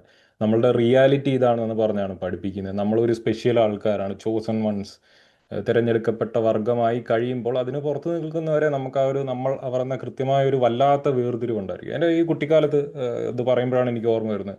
സ്കൂളിലൊക്കെ പോകുമ്പോൾ ഞാൻ മറ്റ് മതവിശ്വാസികളെയൊക്കെ കണ്ടുകൊണ്ടിരുന്നത് വളരെ ഒരു പുച്ഛമനോഭാവത്തോടു കൂടി തന്നെയാണ്. നമ്മുടെ ഉള്ളിൻ്റെ ഉള്ളിൽ ഇങ്ങനെ ഇരിക്കും, അവൻ മറ്റേ ഹിന്ദു ആണെങ്കിൽ അങ്ങനെ. പ്രത്യേകിച്ച് ഹിന്ദുക്കളോടാണ് കൂടുതലായിട്ട് ഇവർക്ക് ഈ ബഹുദൈവ വിശ്വാസമായതുകൊണ്ട്, പോളിതീസം ആയതുകൊണ്ട് തന്നെ അവരോടാണ് പ്രത്യേകിച്ച്. എത്രമാത്രം ദൈവങ്ങളാണ് നമ്മളെ, മുപ്പത്തി മുക്കോടി. അതെ, വിഗ്രഹാരാധികൾ. അതെ, വിഗ്രഹാരാധികൾ, 33 കോടി ദൈവമുള്ളവര് അങ്ങനെയൊക്കെ പറഞ്ഞ് ഈ പ്രസംഗങ്ങളിലൊക്കെ ഇത് കേൾക്കാറുണ്ട്. 33 കോടി ദൈവമുള്ള ഉം, അവര് മറ്റേ വിഗ്രഹാരാധികൾ. അന്നേരം പ്രത്യേകിച്ച് ഒരു ഉം, ഹൈന്ദവ വിശ്വാസത്തിനോട് ഒരു കുറച്ചുകൂടി ഒരു പ്രത്യേകിച്ച് അതെനിക്ക് തോന്നുന്നു പോളിതീസം ആയതുകൊണ്ടായിരിക്കും നമ്മുടെ ബ്രെയിനിൽ അത് പെട്ടെന്ന് സ്ട്രൈക്ക് ചെയ്യാതെ ഈ ഉം, വിഗ്രഹാരാധനയും കാര്യങ്ങളും ഉള്ളത് ഉം. കൊണ്ട്. പിന്നെ വചനങ്ങളുണ്ടല്ലോ, അവർക്ക് കണ്ണുണ്ട് പക്ഷെ കാണാൻ പറ്റത്തില്ല, കാതുണ്ട് പക്ഷെ കേൾക്കാൻ പറ്റത്തില്ല, അവരുടെ ദൈവങ്ങള് കല്ലാണ്, ഇതാണെന്നൊക്കെ. അപ്പൊ നമുക്ക് നമ്മുടെ ബിലീഫ് കൺഫേം ചെയ്യാൻ ഇഷ്ടം പോലെ വാക്യങ്ങൾ അതെ, നമ്മൾ എപ്പോഴും ഞായറാഴ്ചയും ബൈബിൾ സ്റ്റഡി, സൺഡേ സ്കൂൾ എല്ലാം കേട്ട് വളരുന്ന ഒരു സിറ്റുവേഷൻ അല്ലേ. അതെ. അപ്പൊ അരുൺ വളർന്ന സമയത്ത് അന്നേരം ഈ അന്യജാതിക്കാര് ഉള്ള ഫ്രണ്ട്സ് ഒന്നും ഇല്ലായിരുന്നു? കൂട്ട് കളിക്കുന്നവരും സ്കൂളിൽ പോകുന്നവരും അങ്ങനെ ഫ്രണ്ട്സ് ഇല്ലായിരുന്നു? കൂടെ കളിക്കുന്നവരെന്ന് പറഞ്ഞാൽ ഞാൻ ജീവിച്ചുകൊണ്ടിരുന്നത് എൻ്റെ വീട് അതിനടുത്തുള്ള ആളുകളെല്ലാം, അല്ലെങ്കിൽ എൻ്റെ ഏജിലുള്ള ആളുകളെല്ലാം മോസ്റ്റ്ലി ഈ ഒരു ബിലീഫിലുള്ള ആൾക്കാർ തന്നെയാണ്. പിന്നെ എന്നെ സംബന്ധിച്ചിടത്തോളം ഞാൻ വീടിനടുത്തുള്ള സ്കൂളിലല്ല പോയത്. വീട്ടിൽ നിന്നൊരു 5, 6, 7 കിലോമീറ്ററോളം ദൂരെയുള്ള ഒരു സ്കൂളിലാണ് പോയത്. അതുകൊണ്ട് അവിടെ വരുന്ന പിള്ളേരെല്ലാം എന്ന് പറഞ്ഞാൽ പല സ്ഥലത്തു നിന്നുള്ള, എൻ്റെ വീടിനടുത്തു നിന്നുള്ളവർ ഇല്ലായിരുന്നു. ഒരു ഏകദേശം 1.5, 2 കിലോമീറ്ററിനപ്പുറമുള്ള ഒരു വ്യക്തിയാണ് എൻ്റെ തൊട്ടടുത്ത് എൻ്റെ സ്കൂളിലെ എൻ്റെ ഒരു ക്ലാസ്മേറ്റ് എന്ന് പറയാനായിട്ടുള്ളത്. അപ്പോൾ ആ ഒരു കുട്ടിക്കാലത്ത് ഒന്നര ഒന്നര അല്ലെങ്കിൽ 2 കിലോമീറ്റർ പോയിട്ട് അവരുമായിട്ടൊക്കെ ഫ്രണ്ട്ഷിപ്പ് വെക്കുക എന്നുള്ള ഒരു പരിപാടി അസാധ്യമായിട്ടുള്ള കാര്യം തന്നെയായിരുന്നു. അപ്പോൾ അതുകൊണ്ട് യെസ്, എൻ്റെ ഫ്രണ്ട്സ് എന്ന് പറഞ്ഞാൽ ഒട്ടുമിക്ക ആൾക്കാരും മറ്റ് ഇപ്പോൾ ക്രിസ്ത്യൻ ആയിട്ടുള്ളതുണ്ട്, പക്ഷേ അതൊരു ജ്ഞാനായ വിശ്വാസിയാണ്. പിന്നീടുള്ളത് ഹിന്ദുസാണ് മോസ്റ്റ്ലി. അവരോട് കൂട്ടുണ്ടെങ്കിൽ തന്നെ നമുക്ക് കംപ്ലീറ്റ്ലി അവരോട് ഓപ്പണായിട്ട് സംസാരിക്കാൻ പറ്റാതെ, കാരണം നമ്മളെ ഈ പറഞ്ഞു വെച്ചിരിക്കുന്ന ഈ സൺഡേ സ്കൂളിലേക്ക് ചെല്ലുമ്പോഴേ, അല്ലെങ്കിൽ ഈ പ്രസംഗങ്ങളിലൂടെ പാസ്റ്റർമാർ ഈ പറഞ്ഞ് നമ്മുടെ തലയിൽ ഫിക്സ് ആക്കിയിരിക്കുന്ന ഒരു ഐഡൻറ്റിറ്റി ഉണ്ട്. നമ്മളെ ആൾക്കാരെല്ലാം നോക്കുന്നത് നമ്മളൊരു പെന്തക്കോസ്തുകാരനാണെന്നാണ്. ഇപ്പോൾ കൊച്ചിലെ തൊട്ട് ഇങ്ങനെ കേട്ട് കേട്ട് എന്താണ് ഈ പറയുന്നത്, നമ്മൾ പെന്തക്കോസ്തുകാരാണ്. അപ്പം പുറം ലോകം എന്നെ വീക്ഷിക്കുന്നത് ഞാനൊരു പെന്തക്കോസ്തുകാരനാണ്, അരുൺ എന്ന വ്യക്തിയിലുപരി ഒരു പെന്തക്കോസ്തുകാരനായിട്ടാണ്. അവരെപ്പോഴും ഇങ്ങനെ മാർക്കിടാനായിട്ട് കയ്യിലൊരു ചാർട്ടും വെച്ചുകൊണ്ട് നടക്കണം. അവൻ പെന്തക്കോസ്തുകാരൻ, അവൻ ഇത് ചെയ്തു, അത് ചെയ്തു, ഇത് ചെയ്തു. അപ്പോൾ ഇങ്ങനെ നമ്മളെ വിധിക്കാനായിട്ട് ആളുകൾ എപ്പോഴും നമ്മുടെ ചുറ്റിലുണ്ടെന്നുള്ള ഒരു മൈൻഡ് സെറ്റ് നമ്മുടെ ഉള്ളിൽ ഫിക്സ് ആണ്. അപ്പം അതുകൊണ്ട് തന്നെ അവരോട് അമിതമായി തുറന്ന് സംസാരിക്കാനോ അല്ലെങ്കിൽ നമ്മുടെ ഇൻസെക്യൂരിറ്റീസോ കാര്യങ്ങളോ പറയാനോ ഒന്നും തന്നെ പറ്റാത്ത, അപ്പോൾ ആ ഒരു ലെവൽ ഓഫ് ഫ്രണ്ട്ഷിപ്പ് ആയിരുന്നു. നമുക്കൊരു ഫേക്ക് ചെയ്തുള്ള ഒരു ഐഡന്റിറ്റി നമ്മൾ ക്രിയേറ്റ് ചെയ്തിട്ട് അവരുടെ കൂടെ ഇരിക്കുമ്പം മറ്റൊരു വ്യക്തിയും, പിന്നീട് നമ്മൾ ചർച്ചിൽ പോകുമ്പോൾ മറ്റൊരു വ്യക്തി, ആ ഒരു രീതിയിലായിരുന്നു ജീവിച്ചുകൊണ്ടിരുന്നത്. പിന്നെ എൻ്റെ നാട്ടിൽ തന്നെ ആണെങ്കിലും പുറത്തുള്ള ആളുകളുമായിട്ട് കൂട്ടുകൂടുക, ഇവിടെ ഇപ്പോൾ ഗ്രൂപ്പ് കൂടി പിള്ളേരൊക്കെ കളിക്കുന്ന സ്ഥലങ്ങളൊക്കെ ഉണ്ടായിരിക്കും, പക്ഷെ അവിടെ വരുന്നത് കൂടുതലും ഹിന്ദു ബാക്ക്ഗ്രൗണ്ടിലുള്ള പിള്ളേരെ കാര്യങ്ങളൊക്കെ ആയിരിക്കും. അപ്പോൾ അതുകൊണ്ട് അതൊരു എൻകറേജ്മെൻ്റ് ഉണ്ടാവാറില്ല വീട്ടിൽ നിന്ന്. അങ്ങനെ വീടിനടുത്തുള്ള ആളുകളുമായിട്ട് കളിക്കാൻ വിടുക അങ്ങനെ ഒരു പരിപാടി ഇല്ലായിരുന്നു. അത് എല്ലാ പെന്തക്കോസ്റ്റൽ ഫാമിലീസിലെയും പിള്ളേർ അങ്ങനെ തന്നെയാണ്, എൻ്റെ തൊട്ടടുത്തുള്ളവരെ ഞാൻ കണ്ടിട്ടുള്ളത്. ഒരു ഐസൊലേറ്റഡ് ലൈഫ് സ്റ്റൈലായിരുന്നു. ആൻഡ് എനിക്ക് അതിലൊരിക്കലും എൻ്റെ പേരൻസിനെ കുറ്റം പറയാൻ പറ്റത്തില്ല. കാരണം ഈ നമ്മുടെ വീട്ട് വിസിറ്റിന് വരുമല്ലോ പാസ്റ്റർമാർ. അപ്പോൾ ആ വരുന്ന വഴിക്കാണ് ഈ എൻ്റെ വീടിനടുത്തുള്ള ഒരു ചെറിയ പ്ലേ ഗ്രൗണ്ട്. അപ്പോൾ അവിടെങ്ങാനും നിന്ന് ബാറ്റും ക്രിക്കറ്റ് എന്നൊക്കെ പറഞ്ഞാലേ എന്തോ കൊടികുത്തിയ പാവമാണെന്നാണ് പറയുന്നത്. അപ്പോൾ പുള്ളിക്കാരൻ എങ്ങാനും വരുന്ന വഴിക്ക് ഒരു ദിവസം കണ്ട പിന്നെ അടുത്ത ഞായറാഴ്ച എൻ്റെ വീട്ടുകാർക്ക് തലയിൽ മുണ്ട് ഇട്ടുകൊണ്ട് പോയിരിക്കേണ്ട അവസ്ഥയോ അതേപോലെ കുത്തുപ്രസംഗം പ്രസംഗിച്ച് കളയും. അപ്പോൾ അതുകൊണ്ട് തന്നെ വീട്ടുകാർ പേടിച്ചിട്ടാണ്. ഈ വീട്ടുകാരെല്ലാം ജസ്റ്റ് അവരൊരു വിക്ടിംസ് ആണ് ഇങ്ങനെ ഒരു ടോക്സിക് വിശ്വാസത്തിൻ്റെ. അതുകൊണ്ട് അവർ പേടിച്ചിട്ട് തന്നെയാണ് എന്നെ അങ്ങനെയുള്ള പരിപാടിക്കൊന്നും വിട്ടിരുന്നില്ല. അപ്പോൾ ഐസൊലേറ്റഡ് ആയിട്ട് സ്കൂളിൽ ചെന്നാൽ കുറച്ച് കൂട്ടുകാരുണ്ട്. കൂട്ടുകാരോടും നമുക്ക് ഓണസ്റ്റായിട്ട് ഇടപെടാൻ സാധിക്കുന്നില്ല, നമ്മുടെ ഈ ഒരു വിശ്വാസം കാരണം. നമ്മുടെ ഐഡൻറ്റിറ്റി ഇതായിട്ട് സെറ്റ് ചെയ്തിട്ടുണ്ട്. ഇനിയും മറ്റുള്ള നമ്മുടെ നാട്ടിലടുത്തുള്ള പിള്ളേരുമായിട്ട് ഇടപെടാമെന്ന് വെച്ച് കഴിഞ്ഞാൽ പെന്തക്കോസ്തുകാരാണെങ്കിൽ അവരുമായിട്ടൊക്കെ കളിക്കാനായിട്ട് ഇന്ന ആളുമായിട്ടൊക്കെ കൂട്ടുപിടിക്കുക, പക്ഷെ അതിന് പുറത്തേക്ക് പോകരുത് എന്ന കൃത്യമായിട്ടൊരു ഐസൊലേഷൻ ഉണ്ടായിരുന്നു. അതായിരുന്നു എൻ്റെ ഒരു സോഷ്യൽ സർക്കിൾ. അപ്പം അരുൺ സൺഡേ സ്കൂളിൽ പോയി, സൺഡേ സ്കൂളൊക്കെ പഠിച്ച് കംപ്ലീറ്റ് ചെയ്തോ? സൺഡേ സ്കൂൾ നാട്ടിൽ എത്ര നാൾ ഉണ്ടായിരുന്നു? +2 പഠനം കഴിയുന്നത് വരെ ഞാൻ പോയിട്ടുണ്ട്. അപ്പോൾ ഈ വളരുന്ന സമയത്ത് അരുണ് ബൈബിൾ വായനയും പ്രാർത്ഥനയൊക്കെ വളരെ സീരിയസ്ലി ആയിരുന്നു ചെയ്തുകൊണ്ടിരുന്നത്, അതോ ജസ്റ്റ് ആവശ്യത്തിന് ഉള്ള കാര്യമേ ഉള്ളായിരുന്നു? എങ്ങനെയായിരുന്നു? എൻ്റെ ഒരു ബ്രിങ്ങിങ് അപ്പ് ആ ഒരു സമയത്ത് ഞാൻ പ്രസംഗങ്ങൾ കേൾക്കുക, അതിനപ്പുറം ബൈബിളൊക്കെ കാര്യമായിട്ടൊന്നും വായിച്ചു നോക്കിയിട്ടൊന്നുമില്ല. ജസ്റ്റ് വൈകിട്ടത്തെ പ്രാർത്ഥനകൾക്ക് ഒരു സങ്കീർത്തനങ്ങൾക്കും വായിക്കും ഏറ്റവും ചെറുത്. പിന്നെ നമ്മൾ പിള്ളേർ ഞാനും എൻ്റെ സിസ്റ്റർ ചേച്ചിയാണുള്ളത്, ഞങ്ങൾ രണ്ടുപേരും പ്രാർത്ഥിക്കും. അന്നേരം അതിനപ്പുറത്തേക്ക് കുത്തിയിരുന്ന് ബൈബിൾ വായിക്കുക എന്ന അത്രയും എക്സ്ട്രീം ഒരു വിശ്വാസിയൊന്നും അല്ലായിരുന്നു. അപ്പൊ അങ്ങനെ +2 ഒക്കെ കഴിഞ്ഞു. അതിനുശേഷം അരുൺ വേറെ എവിടെയോ പഠിക്കാൻ പോയോ? എങ്ങനെയായിരുന്നു? അതിനുശേഷം എഞ്ചിനീയറിംഗ് പഠിക്കാനായിട്ടാണ് ഞാൻ തമിഴ്നാട്ടിലേക്ക് പോകുന്നത്, കന്യാകുമാരി. നമുക്ക് അവിടുന്ന് സൗത്തിലേക്ക് പോയി കന്യാകുമാരിയിൽ ചെന്ന് പഠിക്കുമ്പോഴാണ് സത്യത്തിൽ ഏറ്റവും വലിയ ചേഞ്ച് ഉണ്ടാകുന്നത് അവിടെ നിന്നാണ്. എൻ്റെ ജീവിതത്തിലെ ടേണിംഗ് പോയിന്റ് എന്ന് തന്നെ പറയാൻ പറ്റുന്നത് അവിടെയാണ്. അവിടെ ചെല്ലുമ്പോഴാണ് കൃത്യമായിട്ടും നമുക്ക് ഓപ്പൺലി നല്ല രീതിയിൽ മറ്റുള്ള എല്ലാ വിശ്വാസികളുമായിട്ടും വ്യക്തമായും ഇടപഴകാൻ സാധിക്കുന്നതും അവരുടെ കൂടെ ടൈം സ്പെൻഡ് ചെയ്യാൻ സാധിക്കുന്നതും അങ്ങനെ ഐഡിയാസൊക്കെ നല്ല രീതിയിൽ വർത്തമാനം പറയുക. നമുക്ക് വേറെ ചോയ്സ് ഇല്ല. ഹോസ്റ്റലിൽ ജീവിക്കുമ്പം കൂടിയിരിക്കുക, വർത്തമാനം പറയുക എന്നല്ലാതെ മറ്റൊരു ചോയ്സേ ഇല്ല. അപ്പം അങ്ങനെയാണ് എൻ്റെ ജീവിതത്തിലെ ഏറ്റവും വലിയ വഴിത്തിരിവുകളൊക്കെ ഉണ്ടാകുന്നത്. പക്ഷേ അതിനു മുമ്പായിട്ട് എനിക്ക് പറയേണ്ട ഒരു കാര്യം, അതിനു മുമ്പ് തന്നെ ചെറിയൊരു പാർക്കൊക്കെ അവിടെ ഇവിടെ വന്ന് തുടങ്ങിയിരുന്നു. ഞാൻ ഈ പ്ലസ് ടു കഴിയുമ്പോൾ നമുക്ക് കുറച്ച് ചെറിയൊരു ഗ്യാപ്പ് കിട്ടും ഈ ഒരു പ്രൊഫഷണൽ വിദ്യാഭ്യാസത്തിന് പോകാനായിട്ടും അതിന് ആപ്ലിക്കേഷൻ അഡ്മിഷൻ കിട്ടുക അതിനൊക്കെ ആയിട്ട്. അപ്പോൾ ആ ഒരു സമയത്തൊക്കെയാണ് ഫേസ്ബുക്കാണ് ആ ഒരു സമയത്ത് ഭയങ്കര ട്രെൻഡിങ് ആയിട്ട് നിൽക്കുന്നത്. അപ്പോൾ അതിൽ ഈ ഫ്രീ തിങ്കേഴ്സ് എന്ന് പറഞ്ഞ ഗ്രൂപ്പൊക്കെ ഉണ്ട്. അപ്പോൾ അതിലൊക്കെ ഇങ്ങനെ ഇടയ്ക്കിടയ്ക്ക് ഓരോ ചർച്ചകളും കാര്യങ്ങളും സംസാരങ്ങളും ഒക്കെ കേൾക്കുമ്പോൾ, അല്ലെങ്കിൽ ഈ മതവിമർശനം എന്ന കാര്യങ്ങളൊക്കെ അവിടെ ഇവിടെയും കേൾക്കുന്നു. പിന്നെ പല നിരീശ്വരവാദികളായിട്ടുള്ള ആൾക്കാർ ക്രിസ്ത്യൻ വിശ്വാസത്തിലെ പല അതിൻ്റെ ഷോർട്സ് ആൻഡ് ബിറ്റ്സ് അവിടെ ഇവിടെയൊക്കെ കാണുന്നു. അപ്പോൾ അതേപോലുള്ള കാര്യങ്ങൾ കണ്ടപ്പോൾ അന്നൊക്കെ നമുക്ക് വെറുപ്പാണ് ഈ ഒരു സാധനം. അങ്ങനെ സംസാരിക്കുന്നവരോടൊക്കെ കൊല്ലാനുള്ള ദേഷ്യം, ഇവനെന്താണ് ഈ കാണിക്കുന്നത്, വട്ടം ഭ്രാന്ത. ഇപ്പൊ എനിക്ക് കിട്ടുന്ന കമന്റൊക്കെ അന്ന് കമന്റായിട്ട് ഇടത്തില്ലെങ്കിലും നമ്മുടെ മനസ്സിൽ ആ ഒരു അമർഷമുണ്ട്. ഇവൻ എന്തായി കാണിക്കുന്നത്, ഇവന് കാര്യങ്ങളൊന്നും അറിയത്തില്ലല്ലോ. അങ്ങനെ ആ കാര്യങ്ങളൊക്കെ ഇവര് പറയുന്ന ചില കാര്യങ്ങളൊക്കെ ഇട്ട് ശരിയാണല്ലോ, ഇതിലങ്ങോട്ട് ലോജിക്ക് ആവുന്നില്ലല്ലോ എന്നൊരു സംശയമുണ്ട്. പക്ഷെ എങ്കിലും വിശ്വാസമൊന്നും നഷ്ടപ്പെട്ടിട്ടില്ല. ഇപ്പോഴും എനിക്ക് ഓർമ്മയുള്ളത്, അങ്ങനെ എന്തോ ആരോ പറഞ്ഞതിൻ്റെ ഇടയ്ക്കാണ് ഈ കായിൻ ഹാബേലിൻ്റെ കാര്യത്തെക്കുറിച്ച് ഞാൻ കൃത്യമായിട്ട് ഇങ്ങനെ ചിന്തിക്കാൻ തുടങ്ങി. അത്രയും നാൾ ഈ സാധനം ഉണ്ടെങ്കിൽ തന്നെയും ഞാൻ അത്ര കാര്യമായിട്ട് അതിനെക്കുറിച്ച് കുത്തിയിരുന്ന് ചിന്തിച്ചിട്ടൊന്നുമില്ല. നമ്മൾ കേട്ടു വിട്ടു. പക്ഷെ അന്നാണ് ഞാൻ ഒന്ന് അതെന്താ അങ്ങനെ വരുന്നത്. ഇപ്പോൾ അവിടെ ചെന്ന് കഴിയുമ്പോഴത്തേന് കായിൻ ഹബലിനെ കൊന്നു കഴിഞ്ഞിട്ട് അടുത്തൊരു സ്ഥലത്തേക്ക് പോകുമ്പോഴത്തേനും അവിടെ വലിയ സിറ്റി ആണെന്നൊക്കെയാണ് അതെ. അപ്പൊ ഈ പട്ടണം എവിടുന്ന് വന്നു, ഇത്രയും മനുഷ്യർ എവിടുന്ന് വന്നു, അവൻ കല്യാണം കഴിക്കുന്ന സ്ത്രീ എവിടുന്ന് വന്നു, ഇതെല്ലാം ഒരു കൺഫ്യൂഷൻ. അന്നേരമാണ് ഞാൻ ബാക്കി ചെന്ന് കാര്യമായിട്ട് പിന്നെ ഒന്ന് ബൈബിളിനെ വായിച്ചു തുടങ്ങുന്ന ആ ഒരു സ്റ്റേജിൽ നിന്നാണ്. ബൈബിളിനെ കാര്യമായും ഒരു വിമർശന ബുദ്ധിയോടുകൂടി, അല്ലെങ്കിൽ വിമർശന ബുദ്ധി എന്ന് പറയാൻ പറ്റത്തില്ല, ആ ഒരു സമയത്ത് വിമർശിക്കാനല്ല, എന്താണെന്ന് അറിയാനായിട്ടാണ് വായിച്ചു നോക്കുന്നത്. അപ്പം ഒരു ഓപ്പൺ മൈൻഡോടുകൂടി കാര്യങ്ങളെ ഒന്ന് സമീപിക്കാൻ തുടങ്ങിയത് അവിടുന്ന്. പക്ഷെ അപ്പോഴും വിശ്വാസം കാര്യങ്ങളൊന്നും നഷ്ടപ്പെട്ടിട്ടില്ല. എത്ര വയസ്സുണ്ടായിരുന്നായിരിക്കും ആ സമയത്ത്? 16 വയസ്സായിരിക്കത്തില്ലേ +2 കഴിഞ്ഞാൽ? 18-നടുത്ത്. കാരണം ഞാൻ ലൈസൻസ് എടുത്തത് ഫസ്റ്റ് ഇയർ പഠിക്കുമ്പോഴാണ്. അത് വെച്ചിട്ടാണ് ഞാൻ വയസ്സ് കണക്കാക്കുന്നത്. അപ്പോൾ ശരി. തന്നെ വേറൊരു കാര്യമുണ്ട്, ഈ ഒരു ഉം, കമ്മ്യൂണിസം എന്ന് പറയുന്ന ഒരു ഐഡിയോളജിയുടെ ഒരു ഫാസിനേഷൻ ഉള്ള സമയമായിരുന്നു അന്നേരം. ഉം, കാരണം ഇവർ ഈ സോഷ്യലിസം, സമത്വം എന്നൊക്കെ പറയുമ്പോഴേക്കും കൊള്ളാലോ പരിപാടി, എല്ലാവരും ഒന്നായിട്ട് കാണുക, കൊള്ളാം, രസമുണ്ട്. ഉം, അപ്പം അങ്ങനെ ഒരു ഫാസിനേഷൻ തോന്നിയിട്ട് ഇക്വാലിറ്റിയുടെ കുറച്ച് ഐഡിയാസ് ഒക്കെ മനസ്സിലേക്ക് വരാൻ തുടങ്ങി. അപ്പോൾ അത് ഉം, ആ മനുഷ്യത്വപരമായ കാര്യം കൊള്ളാം, അങ്ങനെ ഉം, എങ്ങനെയാന്നൊക്കെ കേൾക്കാൻ തുടങ്ങി. എല്ലാവരും ഒരേപോലെ കാണണം, ഉം, സ്നേഹിക്കണം എന്നൊരു ചിന്തയൊക്കെ നമ്മൾ അവർ എന്നതിനപ്പുറത്തേക്ക് ചെറുതായിട്ടൊന്ന് വിശാലമാകാൻ തുടങ്ങി നമ്മുടെ മനസ്സ്. അപ്പോൾ ആ ഉം, ഒരു ഐഡിയോളജി എന്നെ കൃത്യമായിട്ട് ഇൻഫ്ലുവൻസ് ചെയ്തിട്ടുണ്ട്. ഇതിൻ്റെ ഒരു തുടക്കം കമ്മ്യൂണിസം തന്നെ ആയിരുന്നു. ഉം. അവിടുന്ന് പിന്നെ ലിങ്ക്ഡ് ആണ് ഹോസ്റ്റൽ വിദ്യാഭ്യാസം, അവിടെ നിന്നുള്ള വിദ്യാഭ്യാസത്തിലേക്ക് വന്നു. അപ്പം ഹോസ്റ്റലിൽ ചെന്ന് കഴിഞ്ഞപ്പം പല റിലീജിയസ് ബാക്ക്ഗ്രൗണ്ട്, സോഷ്യൽ ബാക്ക്ഗ്രൗണ്ട് ഉള്ള ആൾക്കാരുമായിട്ടൊക്കെ ഇടപെട്ട് തുടങ്ങി. അപ്പോൾ അവിടെ ഈ ഡ്രാസ്റ്റിക് ഒരു ചേഞ്ച് ആയിരുന്നു, അതൊരു ഗ്രാജുവൽ ചേഞ്ച് ആയിരുന്നു അരുണിന്റെ ജീവിതത്തിൽ സംഭവിച്ചത്?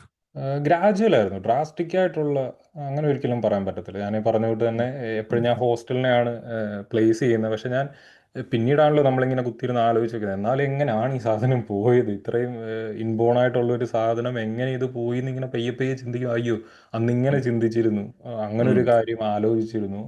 അതെല്ലാം ഒരു പോയിന്റ് പോയിന്റ് ആയിട്ട് ഇങ്ങനെ നമ്മൾ ഡോട്ട്സിനെ കണക്ട് ആകുന്ന അന്നേരമാണ്. അപ്പൊ ഞാൻ ആലോചിക്കുമ്പോൾ ആദ്യം ഒരു കമ്മ്യൂണിസം ചിന്തയുമായിട്ടാണ്, ആ ഒരു കമ്മ്യൂണിസ്റ്റ് മനോഭാവത്തോടു കൂടിയാണ് ഞാൻ ഹോസ്റ്റലിലേക്ക് പോകുന്നത്. ഹോസ്റ്റലിൽ ചെന്ന് കൃത്യമായിട്ട് എനിക്ക് ഇപ്പോഴും ഓർമ്മയുണ്ട്, ഒരു ആർ എസ് എസ്സുകാരനാണ് ആ പുള്ളി എൻ്റെ അടുക്ക് ഒരു ചോദ്യം ചോദിക്കുന്നത്, നീ മാർക്സിസ്റ്റ് ആണോ, അങ്ങനത്തെ ഒരു കാര്യം ചോദിക്കുന്നുണ്ട്. അപ്പോൾ ആ ഒരു ചോദ്യം, കാരണം നമ്മൾ കേട്ടിട്ടുണ്ട് CPIM, communist party India Marxist. അപ്പം അല്ലെന്ന് പറയാൻ പറ്റത്തില്ല. അപ്പം ഞാൻ പറയാം, അതെ മാർക്സിസ്റ്റ് ആണ്. പക്ഷെ മാർക്സിസം എന്താണ് അത്രയും ഡെപ്തിലൊന്നും കാര്യങ്ങളൊന്നും അറിയില്ല. ഞാൻ മാർക്സിസ്റ്റ് ആണെന്ന് പുള്ളികൾക്കാരനോട് പറഞ്ഞും കഴിഞ്ഞു. അതിനുശേഷം നാളെ ഇനി ഇവൻ എന്തെങ്കിലും ചോദ്യം ചോദിച്ചാൽ അതിന് ഉത്തരം കൊടുക്കണ്ടേ.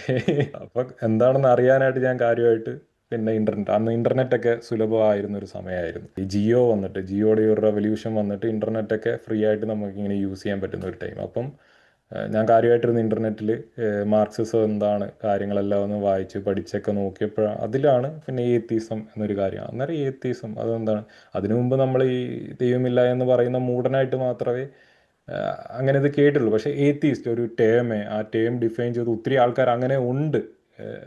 അങ്ങനെ ഒരു ചിന്താഗതിയൊക്കെ, അങ്ങനെ ഒരു വലിയ കമ്മ്യൂണിറ്റി തന്നെയുണ്ട്. നമ്മൾ അവിടെ ഇവിടെയും ഫ്രീ തിങ്കർ ഗ്രൂപ്പിലൊക്കെ ഒന്നും രണ്ടും പേരെ കാണുമെങ്കിലും ഞാൻ വിചാരിച്ചത് അവിടെ ഇവിടെയും രാഹുൽ ഈശ്വർ പണ്ട് നിരീശ്വരവാദികളെ പറഞ്ഞൊരു ടേമുണ്ട്, അവിടെ ഇവിടെയും രണ്ട് കുട്ടിക്കുരങ്ങന്മാരെ പോലെ രണ്ടുപേരെന്ന്. നമ്മൾ അങ്ങനെയൊക്കെയാണ് കേട്ടിരിക്കുന്നത്. അങ്ങനെ കുറച്ച് ആൾക്കാർ, കുറച്ച് മണ്ടന്മാർ അവിടെ ഇവിടെ എന്നൊക്കെ ഉള്ളൊരു ചിന്താഗതിക്ക് അപ്പുറം വലിയ ഗ്രൂപ്പ് ഓഫ് ആൾക്കാരുണ്ട് ഈ ഒരു ഐഡിയോളജിയെ കുറിച്ച് അവിടെ റെഫർ ചെയ്തിരിക്കുന്നു. അങ്ങനെ അവിടുന്ന് പിന്നെ ഞാൻ ഈ ഒരു ഏത്തീസം എന്താണെന്ന് നോക്കാൻ തുടങ്ങി. ഏത്തീസം എന്താണെന്ന് നോക്കാൻ തുടങ്ങിയപ്പം പിന്നെ പല പല ആളുകൾ ഇതുപോലെ ഇൻട്രൊഡ്യൂസ്ഡ് ആകാൻ തുടങ്ങി. അതിൽ നമ്മുടെ നാട്ടിൽ നിന്നാണെങ്കിൽ രവിചന്ദ്രൻ, അങ്ങനെ പല പല ആൾക്കാർ, പിന്നെ വൈശാഖൻ തമ്പി, മേജർലി റിലീജിയനെ ക്രിട്ടിസൈസ് ചെയ്തുകൊണ്ടിരുന്ന പല ആളുകളും. പിന്നീട് നമ്മൾ ഇംഗ്ലീഷ് ഒരു പ്ലാറ്റ്ഫോമിലേക്ക് പോകുമ്പോഴത്തേന് Christopher Hitchens, Richard Dawkins, Sam Harris, Daniel Dennett, അങ്ങനെ പിന്നെയല്ല മാലപ്പടക്കം പോലെ ഓരോരുത്തരെ ഓരോരുത്തരെ അറിഞ്ഞ് അവരുടെ സ്പീച്ചുകൾ കാണുക, കേൾക്കുക, എന്നിട്ട് അവർ പറയുന്ന കൺസെപ്റ്റ് ശരിയാണോ അല്ലയോ എന്ന് അറിയാനായിട്ട് നമ്മൾ ബൈബിൾ വായിച്ചു നോക്കുക. അങ്ങനെ ഒരു തലത്തിലേക്ക് പോയി. പിന്നെ അവസാനം അവിടെ നിന്നാണ് ഗ്രാജുവലി തന്നെയാണ്, ഒറ്റ ദിവസം കൊണ്ടുണ്ടായ ഒരു മാറ്റമൊന്നുമല്ല. പയ്യെ നമ്മൾ തന്നെ പറയുന്ന കാര്യങ്ങൾ ശരിയാണോ എന്ന് അറിയാൻ വായിച്ചു നോക്കും, മേക്കിംഗ് സെൻസ് ഓർ നോട്ട് എന്ന് നോക്കി അവസാനം ഇറ്റ് ഡസൻ മേക്ക് സെൻസ്, ഒരു മേക്കപ്പ് സ്റ്റോറി ആണെന്ന് മാത്രം റിയലൈസേഷൻ അങ്ങനെയായിരുന്നു. അപ്പോൾ എനിക്ക് മനസ്സിലായത്, അപ്പോൾ അരുൺ ഹോസ്റ്റലിൽ പോയി അവിടെ ചെന്നപ്പോഴത്തേക്കിന് കുറച്ചും കൂടെ മറ്റ് ആൾക്കാരുമായിട്ടൊക്കെ ഇടപെട്ട് തുടങ്ങി, അവരുടെ എക്സ്പീരിയൻസസ് ഒക്കെ മനസ്സിലാക്കി തുടങ്ങി. പിന്നെ അതുപോലെ തന്നെ കുറച്ചും കൂടെ ഫ്രീഡം ഉണ്ട് ഈ കാര്യങ്ങളൊക്കെ ഒന്ന് എക്സ്പ്ലോർ ചെയ്യാൻ, ഇല്ലയോ? വീട്ടിൽ അതെ. അത്ര ഫ്രീഡം ചിലപ്പം കിട്ടിക്കാണത്തില്ലായിരിക്കും. ഇവിടെ വന്നപ്പോഴത്തേക്കിന് കുറച്ച് സമയം, കുറച്ച് ഫ്രീഡം, അതിനുള്ള ആ സാഹചര്യങ്ങളൊക്കെ ഒത്തുവന്നു. അരുൺ പറഞ്ഞ പോലെ പല ആൾക്കാരെ കേട്ടു. അപ്പം ബൈബിളിനെ ക്വസ്റ്റ്യൻ ചെയ്യാൻ തുടങ്ങി. പിന്നെ അതുപോലെ സയൻസിന്റെ ഒരു ആസ്പെക്ട് വന്നു, ഇതും രണ്ടും മാച്ച് ആവുന്നില്ലെന്നൊക്കെ മനസ്സിലായി. പിന്നെ പെന്തിക്കോസ് ആയാലും ക്രിസ്ത്യൻ ബിലീഫ് ആയാലും എന്തെങ്കിലും ഡോക്ടറിൻസിനെ അരുൺ ക്വസ്റ്റ്യൻ ചെയ്തിരുന്നോ? ഡോക്ടർ, ഞാൻ അത്ര കാര്യമായിട്ട് അതിലേക്ക് ഇറങ്ങിയിട്ടില്ല. ഇറങ്ങിയില്ല. ഇവരുടെ ഈ ഒരു എക്സ്ട്രീം കാര്യങ്ങൾ ഞാൻ ആദ്യം ഈ ദൈവവിശ്വാസം പോകുമായിരുന്നു. അതിനുശേഷം ദൈവവിശ്വാസം പോയി, പിന്നെ എനിക്ക് ഈ ഒരു ക്രിസ്ത്യൻ ബിലീഫ്, ക്രിസ്ത്യൻ അല്ല, ദൈവം എന്നൊരു വിശ്വാസമേ സങ്കല്പമേ എൻ്റെ മനസ്സിൽ നിന്ന് പൂർണ്ണമായിട്ട് പോയി.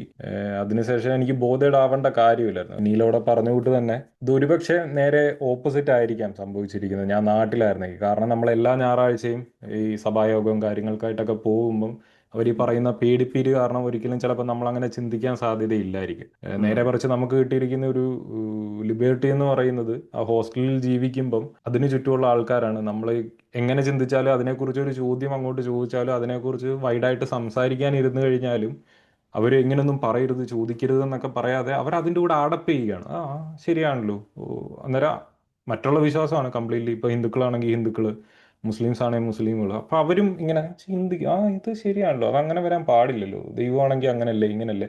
അപ്പോൾ ഡിസ്കഷൻസിനെ നമ്മൾ ഈ ഹിൻഡർ ചെയ്യാതെ അടിച്ചമർത്താതെ അവരും ഓക്കെ ചിന്തകളിലേക്ക് കൂടുതൽ ഡോട്ട്സ് ആഡ് ചെയ്ത്, അപ്പോൾ അതുകൊണ്ട് നമുക്ക് ആ ഒരു പേടിയില്ല, ചിന്തിക്കാനുള്ള ഒരു പേടി മാറിയതും ആ ഒരു പിയർ സപ്പോർട്ട് കൊണ്ട് തന്നെ ആണെന്നാണ് ഞാൻ വിശ്വസിക്കുന്നത്. ഇല്ലെങ്കിൽ ഒരിക്കലും സാധിക്കുമെന്ന് എനിക്ക് തോന്നുന്നില്ല. കാരണം നമ്മൾ എന്തെങ്കിലും ചിന്തിച്ചു അടുത്ത ഞായറാഴ്ച ചെല്ലുമ്പോൾ, അല്ലെങ്കിൽ കാത്തിരിപ്പ് യോഗമുണ്ട്, ബുധനാഴ്ചത്തെ ബൈബിൾ സ്റ്റഡി ഉണ്ട്, ഇതിനെല്ലാം രാത്രി ചെല്ലുമ്പോൾ ഈ പേടിപ്പിക്കൽ കേട്ടിട്ട് നമ്മൾ ചിന്തിച്ചാൽ തന്നെ അതെല്ലാം ഏറ്റുപറഞ്ഞ് ഉപേക്ഷിച്ച് പോകുന്നൊരു സെറ്റപ്പിലായി പോയേനെ. അപ്പം കുറേ ഒരു 4 വർഷത്തെ സ്റ്റഡീസ് ആണല്ലോ, ആ ഒരു ലോങ് ടൈം എനിക്ക് ബോധമുള്ളവരോട് ഇരിക്കാനും സംസാരിക്കാനും കാര്യങ്ങളെ സ്വതന്ത്രമായി വിശകലനം ചെയ്യാനുമുള്ള ഒരു സമയം കിട്ടിയത് തന്നെയാണെന്ന് തോന്നുന്നു എൻ്റെ ഏറ്റവും വലിയൊരു ടേണിംഗ് പോയിന്റ്. അപ്പൊ ഞാൻ മനസ്സിലാക്കുന്നത് ഈ തിയോളജിക്കൽ അല്ലെങ്കിൽ ഡോക്ട്രിനൽ ഇഷ്യൂസ് വലിയ അരുൺ അതിനകത്ത് കൂടുതൽ നോക്കിയില്ല. കാരണം യു ആർ ഓൾറെഡി കൺവിൻസ്ഡ്, അതായത് ഇങ്ങനെ ദൈവം എന്ന് പറഞ്ഞൊരു സാധനം ഇല്ല. പിന്നെ അതെ. നമ്മൾ നരകത്തെ പറ്റി ഒന്നും നമ്മൾ പിന്നെ റിസർച്ച് ചെയ്യേണ്ട ആവശ്യമില്ല. നരകം അല്ലെങ്കിൽ ഇല്ല. സാൽവേഷന് എത്ര തരങ്ങൾ സാൽവേഷൻ ഉണ്ട്, അല്ലെങ്കിൽ ഇനിയും വരാനിരിക്കുന്ന എസ്കറ്റോളജി എങ്ങനെയൊക്കെ ആയി തീരും, അതൊന്നും എക്സ്പ്ലോർ ചെയ്യേണ്ട ആവശ്യം വന്നില്ലായിരുന്നു. നേരിട്ട് ഇല്ല. ഡയറക്റ്റ് ഏത്തീസമിലോട്ട് പോകുമായിരുന്നു. അതെ. ഈ അങ്ങനെ ഒരു ദൈവം ഇല്ലെങ്കിൽ പിന്നെ why does it make sense? പിന്നെ എനിക്കിങ്ങനെ സഭകളുടെ ഡോക്ടറിനെ അന്വേഷിച്ചു പോകേണ്ട കാര്യമില്ലല്ലോ. കാര്യമില്ലായിരുന്നു. അപ്പം നരകത്തെ പറ്റി, നരകത്തിൽ പോവും അല്ലെങ്കിൽ അങ്ങനെയുള്ള ഭയം ഒന്ന് എല്ലാം മാറിപ്പോയി. അത് ഗ്രാജുവൽ ആയിരുന്നു, അത് ഒറ്റയടിക്ക് മാറുന്നതല്ലായിരുന്നു. അത് ഇടയ്ക്കിടയ്ക്ക് നമ്മുടെ മനസ്സിൽ ഇങ്ങനെ ഒരു മിന്നും. അത് പോകാൻ കുറച്ച് സമയം എടുത്തു. പൊതുവെ ഉം. ഞാൻ ബാക്കിയുള്ളവരോട് സംസാരിക്കുമ്പോൾ അവരും പറയുന്നത് അത് തന്നെയാണ്, നരകഭയമാണ് ഏറ്റവും അവസാനം പോയൊരു സാധനം. അപ്പോൾ അത് എനിക്കും അങ്ങനെ തന്നെയായിരുന്നു. അത് ഒറ്റയടിക്ക് പോയൊരു സാധനമല്ല, പയ്യെ പയ്യെ പിന്നെ നമ്മൾ ലോജിക്കലി ചിന്തിക്കാൻ തുടങ്ങുമ്പോഴാണല്ലോ നമ്മൾ ഉം. ഈ ഫ്രീ വില്ല് അങ്ങനെയുള്ള കാര്യങ്ങൾ, അതൊക്കെയാണ് ഞാൻ ഈ ഡോക്ടറിനെ എനിക്ക് മൈൻഡ് ചെയ്യേണ്ടാതെ വന്നത്. ദൈവമാണെങ്കിൽ ദൈവം ഫ്രീ വില്ല് തന്നിട്ടുണ്ടെങ്കിൽ ഫ്രീ വില്ല് ഈസ് എ ജോക്ക്. ദൈവം ഒമ്നിസൈൻ്റ് ആണെങ്കിൽ അവിടെ തന്നെ ഫ്രീ വില്ല് പോയി. ഉം.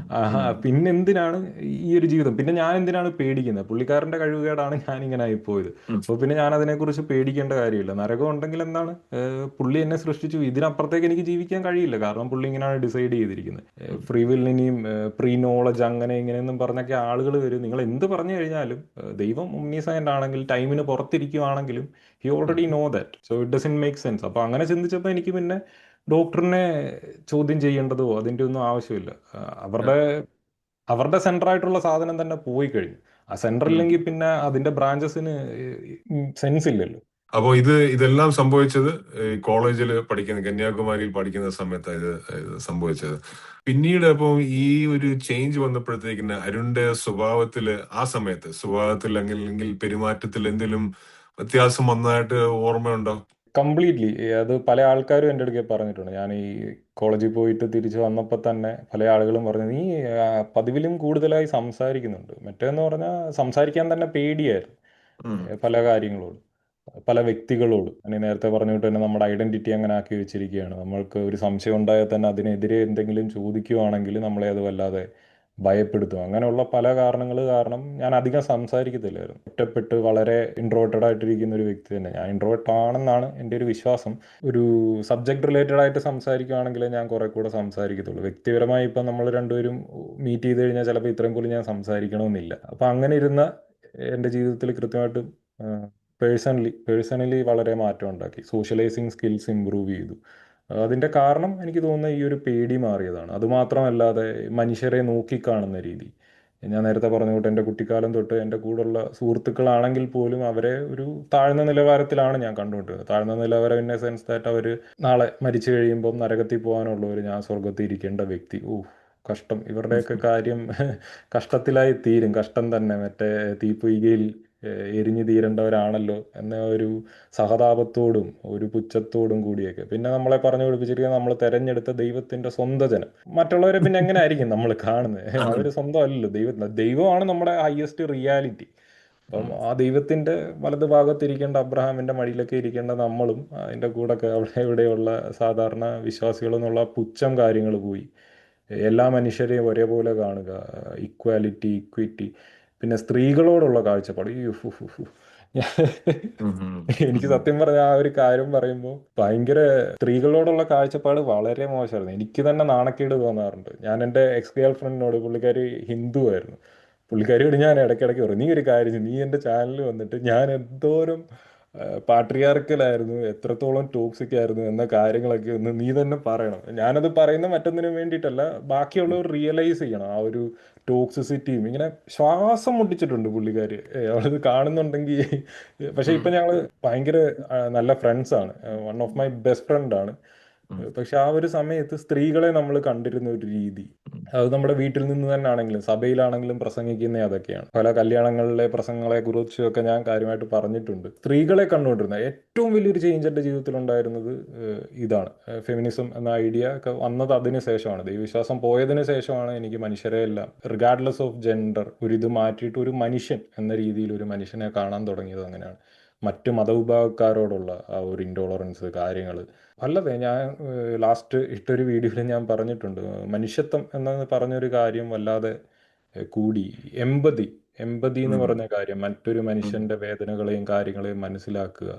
ഉം. അതിനു മുമ്പൊക്കെ പലർക്കും എന്തെങ്കിലുമൊക്കെ സംഭവിച്ചു കഴിഞ്ഞാൽ, നമ്മളിപ്പോൾ പത്രത്തിലൊക്കെ തന്നെ എന്തെങ്കിലും ആക്സിഡൻറ്റോ കാര്യങ്ങളോ വന്നു കഴിഞ്ഞാൽ അതിൽ വന്നിരിക്കുന്ന ആളുടെ ജാതി മതം പേരിൽ നിന്ന് അതൊക്കെ ഒന്ന് ഡിറൈവ് ചെയ്തിട്ട്, "ഓ, ഇതൊക്കെ ഇവര് ഉം. ഉം. പാപികളായതുകൊണ്ട് വന്നു ചേരുന്നതാണ്, കണ്ടില്ലേ ദൈവമക്കൾക്ക് അങ്ങനെയൊന്നും വരത്തില്ല." അതേപോലെ വേറൊരു എക്സാമ്പിൾ, ഈ ശബരിമലയിലൊക്കെ ഇടയ്ക്ക് പുലി പിടിക്കുക, അല്ലെങ്കിൽ ഉം. മറ്റേ ബസ് മറിയുക, അതൊക്കെ നമ്മൾ ഉം. പ്രസംഗിക്കാറുമുണ്ട്, നമ്മുടെ ഉം. കൺവെൻഷൻ ഉം. പ്രസംഗങ്ങളിലൊക്കെ വരാറുണ്ട്. കണ്ടില്ലേ ഉം. അവര് അവിടെ പോയി ഇവിടെ പോയി ദൈവം അവരെ ഉം. പിടിച്ചു കടിച്ചു, നമ്മളെത്ര വലിയ 10,000 വരുന്ന കൺവെൻഷൻ നടത്തുന്നു, ഒരാൾ മരിക്കുന്നുണ്ടോ, ഒരാൾ മരിക്കും. അപ്പൊ ഇതൊക്കെ പറഞ്ഞിട്ട് നമ്മൾ അങ്ങനെയൊക്കെയാണ് ചിന്തിക്കുന്നത്. ഉം. ഉം. അപ്പൊ അങ്ങനെയുള്ള ചിന്തകളെല്ലാം പോയി. മറ്റൊരുത്തിന്, മറ്റൊരു മതവിശ്വാസിക്ക് ഒരു അപകടം വന്നാൽ അതൊരു അപകടമാണ്, ഇറ്റ് ഈസ് ആൻ ആക്സിഡന്റ്. അതേപോലെ എത്ര എത്ര അപകടങ്ങൾ ഇവിടെ വരുന്നുണ്ട്, ഇവരത് പ്രസംഗിക്കാറില്ല എന്നൊരു വ്യത്യാസം ഉം. മാത്രമേ ഉള്ളൂ. അപ്പം ഉം. ഇങ്ങനെയുള്ള ചിന്താഗതികളെല്ലാം മാറി. എല്ലാ ഉം. മനുഷ്യരും ഒരുപോലെ തന്നെയാണ്, ആർക്കും രണ്ട് കൊമ്പായിട്ട് മുളച്ച ഉം. ഒരു ദൈവമക്കളും ഇവിടെ ഇല്ല എന്നൊരു റിയലൈസേഷൻ വന്നു. ഉം. മനുഷ്യരെ മനുഷ്യരായിട്ട് കാണാൻ സാധിക്കാൻ തുടങ്ങി. അപ്പോ അതായത് മനുഷ്യര് ആരായാലും ഏത് വിശ്വാസമായാലും എല്ലാവർക്കും പ്രശ്നങ്ങളുണ്ട്, ഇല്ല? പ്രശ്നങ്ങൾ എല്ലാവരുടെ ജീവിതത്തിലുണ്ട്. അപ്പോൾ നമ്മൾ നേരത്തെ അതിനെല്ലാം ഒരു ഇന്റർപ്രറ്റ് ചെയ്യുന്ന ഒരു ലെൻസ്, വേറെ ഒരു ലെൻസ്, ഈ ഒരു ഫിൽറ്ററിൽ കൂടെ ആയിരുന്നു നമ്മൾ നേരത്തെ മറ്റുള്ളവരെ കണ്ടുകൊണ്ടിരുന്നത്. നമ്മുടെ എക്സ്പീരിയൻസ് ഇന്റർപ്രറ്റ് ചെയ്യുന്ന വേറെ ഒരു രീതിയിൽ, അവരുടെ എക്സ്പീരിയൻസ് ഇന്റർപ്രറ്റ് ചെയ്യുന്ന വേറെ ഒരു രീതിയിൽ. എന്ന അതെ. പ്രശ്നങ്ങൾ എല്ലാവർക്കും ഉണ്ട്. എല്ലാവരും മനുഷ്യനാണെങ്കിൽ നിങ്ങളുടെ ജീവിതത്തിൽ പ്രശ്നം കാണും.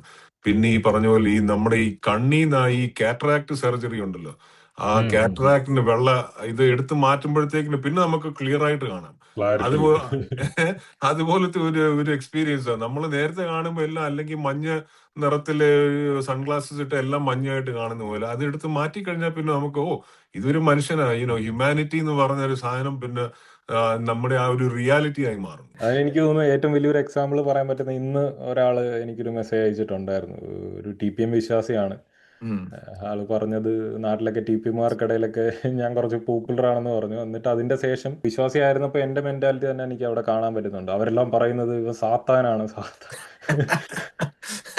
അവന്റെ വീഡിയോസ് ഒന്നും കാണരുത്, ലൈക്ക് ചെയ്യരുത്, ഷെയർ ചെയ്യരുത് എന്ന സംസാരങ്ങളൊക്കെയാണ് അവിടെ. അപ്പോൾ ആ ഒരു സാത്താനായിട്ടാണ് ഞാൻ മറ്റു വ്യക്തികളെ കണ്ടുകൊണ്ടിരുന്നത്. അപ്പോൾ എനിക്ക് ചിരി വന്നു, അത് കേട്ടപ്പോൾ എനിക്ക് ചിരി വന്നു, ഞാനും ഇങ്ങനെ ആയിരുന്നല്ലോ. ഒരു സമയത്ത് നമ്മളും അതുപോലെ തന്നെയായിരുന്നു, അതുപോലെ തന്നെയായിരുന്നു. Yes, yes. അപ്പോൾ അരുൺ കോളേജിലായിരുന്ന സമയത്ത് വീട്ടിൽ നിന്ന് കോള് വരുമോ, അല്ലെങ്കിൽ നിങ്ങൾ പേരൻസുമായിട്ട് സംസാരിക്കും, ചോദിക്കാറുണ്ടോ നീ അവിടെ ചർച്ചിൽ പോവാറുണ്ടോ, ബൈബിള് വായിക്കാറുണ്ടോ, പ്രാർത്ഥിക്കാറുണ്ടോ? അങ്ങനെയുള്ള ചോദ്യങ്ങളൊക്കെ ചോദിക്കുമായിരുന്നു പേരൻസ്. അങ്ങനെ ആയിരുന്നു? ഇനിഷ്യലി ഞാൻ കോളേജിൽ കൊണ്ടുവിടുന്നതിന് മുമ്പായിട്ട് ഞാനും എൻ്റെ ഫാദറും കൂടാണ് പോയത് ആ ഫസ്റ്റ് ഡേ.